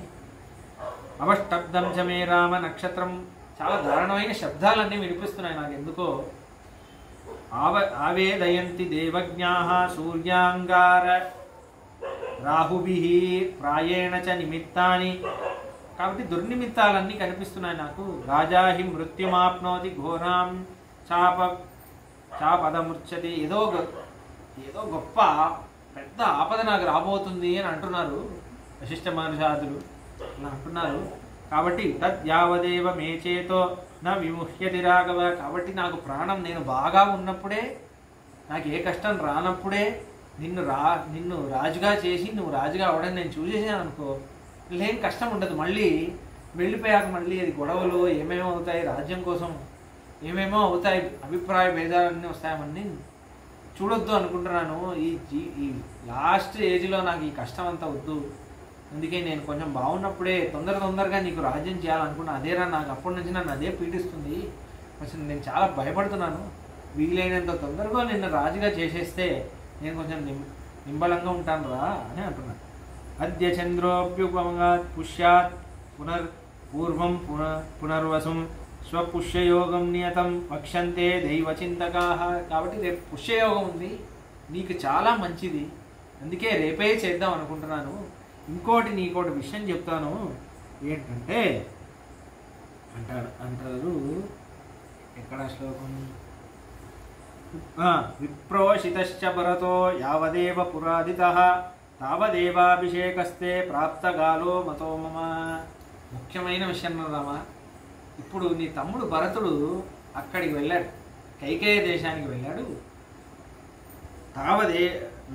కాబట్టి భరతుడు రాకముందే, భరతుడు అక్కడ ఉండగానే నీకు పట్టాభిషేకం చేసేద్దాం అనుకుంటున్నాను రా అనే ఒక విషయాన్ని ఇప్పుడు కొంచెం ఒక సీక్రెట్ని బద్దలు కొట్టాడు. ఒక విషయాన్ని ఏంటి విషయం అంటే, యాక్చువల్లీ ఇది అయోధ్యకాండలో ఇదే సీక్రెట్. ఏంటా సీక్రెట్ రాముడే రివీల్ చేస్తాడు లాస్ట్లో, అయోధ్యకాండ లాస్ట్లో. కానీ ఆ సీక్రెట్ని మెయింటైన్ చేయడం మనకు అర్థం కాదు. అందరికీ కథ తెలుసు, ధర్మాన్ని తెలుసుకోవడమే కథ. కాబట్టి రామాయణం ఇంకా బాగా అర్థం చేసుకోవడానికే కదా మన ప్రయత్నం. అయితే ఎందుకంటే కైకేయిని పెళ్లి చేసుకునేటప్పుడు ఒక మాట ఇచ్చాడు అశ్వపతి, వాళ్ళ కైకేయి మహారాణి వాళ్ళ నాన్నకి. అప్పటి వరకు పుత్ర సంతానం కలగదు. అయితే కైకేయితో కొడుకు పుడితే వాడినే రాజుగా చేస్తాను అన్న. ఇప్పుడు వరకు నా కొడుకు లేదు, ఈయన పెళ్లి చేసుకుంటే కొడుకు పుడతాడంటే ఏముంది, వాడినే రాజు చేస్తాను మాట ఇచ్చాడు కదా. అడుగుతారేమో ఎవరైనా అని ఒక బాధ. ఇప్పుడు రాముడు పుట్టాడా, రాముడు మీద కొట్టుకుంటుంది మనసు. ఇంకో పైగా జ్యేష్ఠపుత్రుడికే ఇవ్వాలి అని ఒకటి ఉంది. కాబట్టి అది ఎవరైనా అడిగితే, ఆ ప్రశ్న ఎవరైనా అడిగితే, ఇప్పుడు భరతుడు వచ్చాడు, ఎవరైనా ఆ టాపిక్ తీశారంటే కష్టమైపోతుంది. అందుకే అది ఒక అర్థం, జనరల్ అర్థం అదే. కానీ మన సంప్రదాయంలో ఒక అర్థం ఉంది, చాలా అందమైన అర్థం. ఇది మన తిరుక్కుడని అన్నం అని మన సంప్రదాయంలో ఒక అర్థం. దశరథుడు ఇంత చిల్లరగా ఆలోచించాడు కదా, భరతుడు అక్కడ ఉండగానే చేస్తాను ఇలా ఆలోచించాడు. చాలా గొప్ప మహారాజు ఆయన. ఏంటంటే దశరథుడు ఇప్పుడు భరతుడు రావడానికి ఒక వారం 10 రోజులు పడుతుంది. ఎక్కడెక్కడో ఉంది. కైకేయ దేశం అంటే ఎక్కడంటే ఇంచుమించు రష్యా దగ్గర. మీరు లొకేషన్ అంతా ట్రేస్ చేశారనుకోండి, దశరథ మహారాజు కాలం చెందాక రూట్ అంతా చెప్తారు. ఇక్కడ ఇలా ఈ దేశం దాటారు, ఆ దేశం దాటారు, అక్కడి నుంచి ఇలా తీసుకొచ్చారు, గుర్రంలో వెళ్ళి తీసుకొస్తారు, ఎక్కడెక్కడో వెళ్ళి తీసుకొస్తారు. ఇంచుమించు రష్యా బార్డర్ దగ్గర ఉంది ఈ కైకేయ దేశం అనేది, అశ్వపతి. అందుకే కైకేయి చాలా అందంగా ఉంటుంది. రష్యన్ హెయిర్ బ్లాండ్ అంటారు కదా, ఆ బ్రౌన్ కలర్ హెయిర్. కైకేయి జుట్టు అలా ఉంటుందండి, కొంచెం ఫారినర్లా. అందుకే చాలా అందంగా, అందుకే కైకేయి అంటే కొంచెం ఎక్కువ ఇష్టం. అందం బాగా అందంగా ఉంటుంది. అయితే అంటున్నారు ఇక్కడ తిరుపతి వ్యాఖ్యానం ఏంటంటే, భరతుడు వచ్చేంత వరకు నేను లేకపోతే, భరతుడు వచ్చేంత వరకు నా ప్రాణం పోయిందంటే నీ పట్టాభిషేకం నేను చూడలేను కదా, అందుకని భరతుడు అక్కడ ఉంటే ఉండని పర్లేదు, నీ పట్టాభిషేకం అయిపోయింది. ఆ కోణంలో అన్నారు. కామం కలు సతాం వృత్తే భ్రాతాతే భరతస్థిత. నేను భరతుడి గురించి తప్పుగా అంటే నీ కోపం వస్తుంది నాకు తెలుసు, నేను తప్పుగా అనుకోకు రామా. భరతుడు చాలా మంచివాడు, జ్యేష్ఠానువర్తి ధర్మాత్మ సానుక్రోశో జితేంద్రియ. ఇంద్రియాలకు లొంగడు, వాడి గురించి చెప్పేదని ఎక్కించుకోడు భరతుడు. జ్యేష్ఠానువర్తి, అన్నయ్య అడుగుజాడల్లో నడిచేవాడు. నువ్వంటే చాలా ఇష్టం నాకు తెలుసు, అందరికీ తెలుసు. కింతు చిత్తం మనుష్యానాం అనిత్యమితి మే మతం. కానీ మనుషుల యొక్క స్వభావం ఒకేలా ఉండదే, మారుతూ ఉంటుంది కదా, ఎప్పుడు ఒకేలా ఉండదే. ఆ మారడం వల్ల ఏదైనా రాజ్యానికి ఏదైనా కలహాలు జరిగి కష్టములు ఏర్పడుతుందో, ఎప్పుడు అందరూ ఒకేలా ఉండరు కదా. ఏమో భరతుడు మనసుని ఎవరైనా మార్చేస్తే అని ఒక విషయం అన్ని అంటున్నారు. ఇది మనం కూడా చూడొచ్చు మన జీవితంలో. చూసారండి, మిమ్మల్ని పిలవలే లేదు ఆ ఫంక్షన్కి అంటారు, అంతే పోలే మర్చిపోయి ఉంటారు. అలా ఎలా మిమ్మల్ని మాత్రం పిలవలేదు, అందరినీ పిలిచారు. మీరు ఇక్కడ ఉండగా వాళ్ళు ఏమేమి మాట్లాడారో తెలుసా. ఇంకా వీడిని సరిగా వీడు శాంతంగా ఉండనివ్వరు. వీళ్ళు కొంతమంది అలా ఉంటారు, వీడు ప్రశాంతంగా ఉంటే ఉండనివ్వరు. ఇప్పుడు వీడు వెళ్ళి అక్కడ గొడవ పెట్టుకోవాలి, అక్కడ వరకు అప్పుడే ప్రశాంతం వెళ్ళి. అలా కొంతమంది ఉంటారు కదా, అలానే అంటారు. శతాంశ ధర్మ నిత్యానాం హితశోభిచ రాఘవ. కాబట్టి రమ, అందుకే నీ పట్టాభిషేకం తొందరగా చేద్దాం అనుకుంటాను రా. కాబట్టి ఇత్యుక్త శోభ్యనుజ్ఞాత శోభావిన్యభిషేచనే విజయతి నామ పితరం అభివాద్య వ్యయాద్గృహం. అంటే రమ ఇదేనా విషయం, కాబట్టి తొందరగా రేపే పట్టాభిషేకం చేసుకున్నానా. ఈ పట్టాభిషేకం చేసేస్తే నేను నా కర్తవ్యం మొత్తం తీరిపోతుంది. అది ఒక్కటే ఉంది నా మనసులో, ఈ పట్టాభిషేకం చేయాలి చేయాలి చేయాలి. అది నా లాస్ట్ విష్, అది నేను చేసేస్తే నా జీవితం సార్థకం అయిపోతుందిరా. ఇదే విషయం. అందుకే నేను ఎందుకు ఇంత తొందరగా పడుతున్నాను, ఎందుకు ఇలా చేస్తున్నాను అనుకోకు, నీ దగ్గర దాచాల్సినవి ఉంది, ఇదే విషయం ఒక విషయం అన్నారు. దీని తర్వాత రాముడు నమస్కరించి ఇక్కడ నుంచి కౌసల్య భవనానికి వెళ్ళారు అని విషయం వస్తుంది. 4వ సర్గలో అయోధ్యకాండ. ఆ విషయాలన్నీ కౌసల్య దగ్గర వెళ్ళి ఏం మాట్లాడారు. దాని తర్వాత వశిష్ఠ మహర్షి వస్తారు. వశిష్ఠ మహర్షి వచ్చి వ్రతం అంతా చేస్తారు. దాని తర్వాత రంగనాథ స్వామికి పూజ చేస్తారు. సీతారాములు ఇద్దరు కలిసి. శ్రీరంగంలో ఉన్న రంగనాథ స్వామి ఇప్పుడు అయోధ్యలోనే ఉన్నాడు కదా, కౌసల్య వాళ్ళ ఇంట్లోనే ఉన్నాడు. వాళ్ళిద్దరికి పూజ చేస్తారు. ఆ విషయాలన్నీ రానున్న సంచికల్లో చూద్దాం. మంగళం కౌసలేంద్రాయ మహనీయ గుణాబ్దయే చక్రవర్తి తనూజాయ సార్వభౌమాయ మంగళం. ఏమేతత్పురావృత్తం ఆఖ్యానం భద్రమస్తువః. రవ్యాహృత విశ్రబ్దం బలం విష్ణో ప్రవృద్ధతాం. లాభస్తేషాం జయస్తేషాం కృతస్తేషాం పరాభవః. येषां देवरश्यामो हृदये सुप्रतिष्ठितः. काले वर्षतु पर्जन्यः पृथिवी सस्यशालिनी. देशोऽयं क्षोभरहितो ब्राह्मणाः सन्तु निर्भयाः. कावेरी वर्ततां काले काले वर्षतु वासवः. श्रीरङ्गनाथो जयतु श्रीरङ्गश्रेष्ठ वर्तताम्. चतुर्मुखेश्वरमुखैः पुत्रपौत्रादिशालिने नमस्कृता समेताय रामाय गृहमेदिने. जयति यतिराजसूक्तिः जयति मुकुन्दस्य पादुकायुगले. ततुवेदनास्त्रिवेदी मौन्द्येन्दो जयन्ति भूषन्तः. कवितार्किकसिंहाय कल्याणगुणशालिने श्रीमते वेङ्कटेशाय वेदान्तगुरवे नमः. स्वस्ति प्रजाभ्यः परिपालयन्तां न्यायेन मार्गेण महिन्महीषाः. गोब्राह्मणेभ्यः शुभमस्तु नित्यं. लोकाः समस्ताः सुखिनो भवन्तु. जय श्रीराम. जय श्रीराम.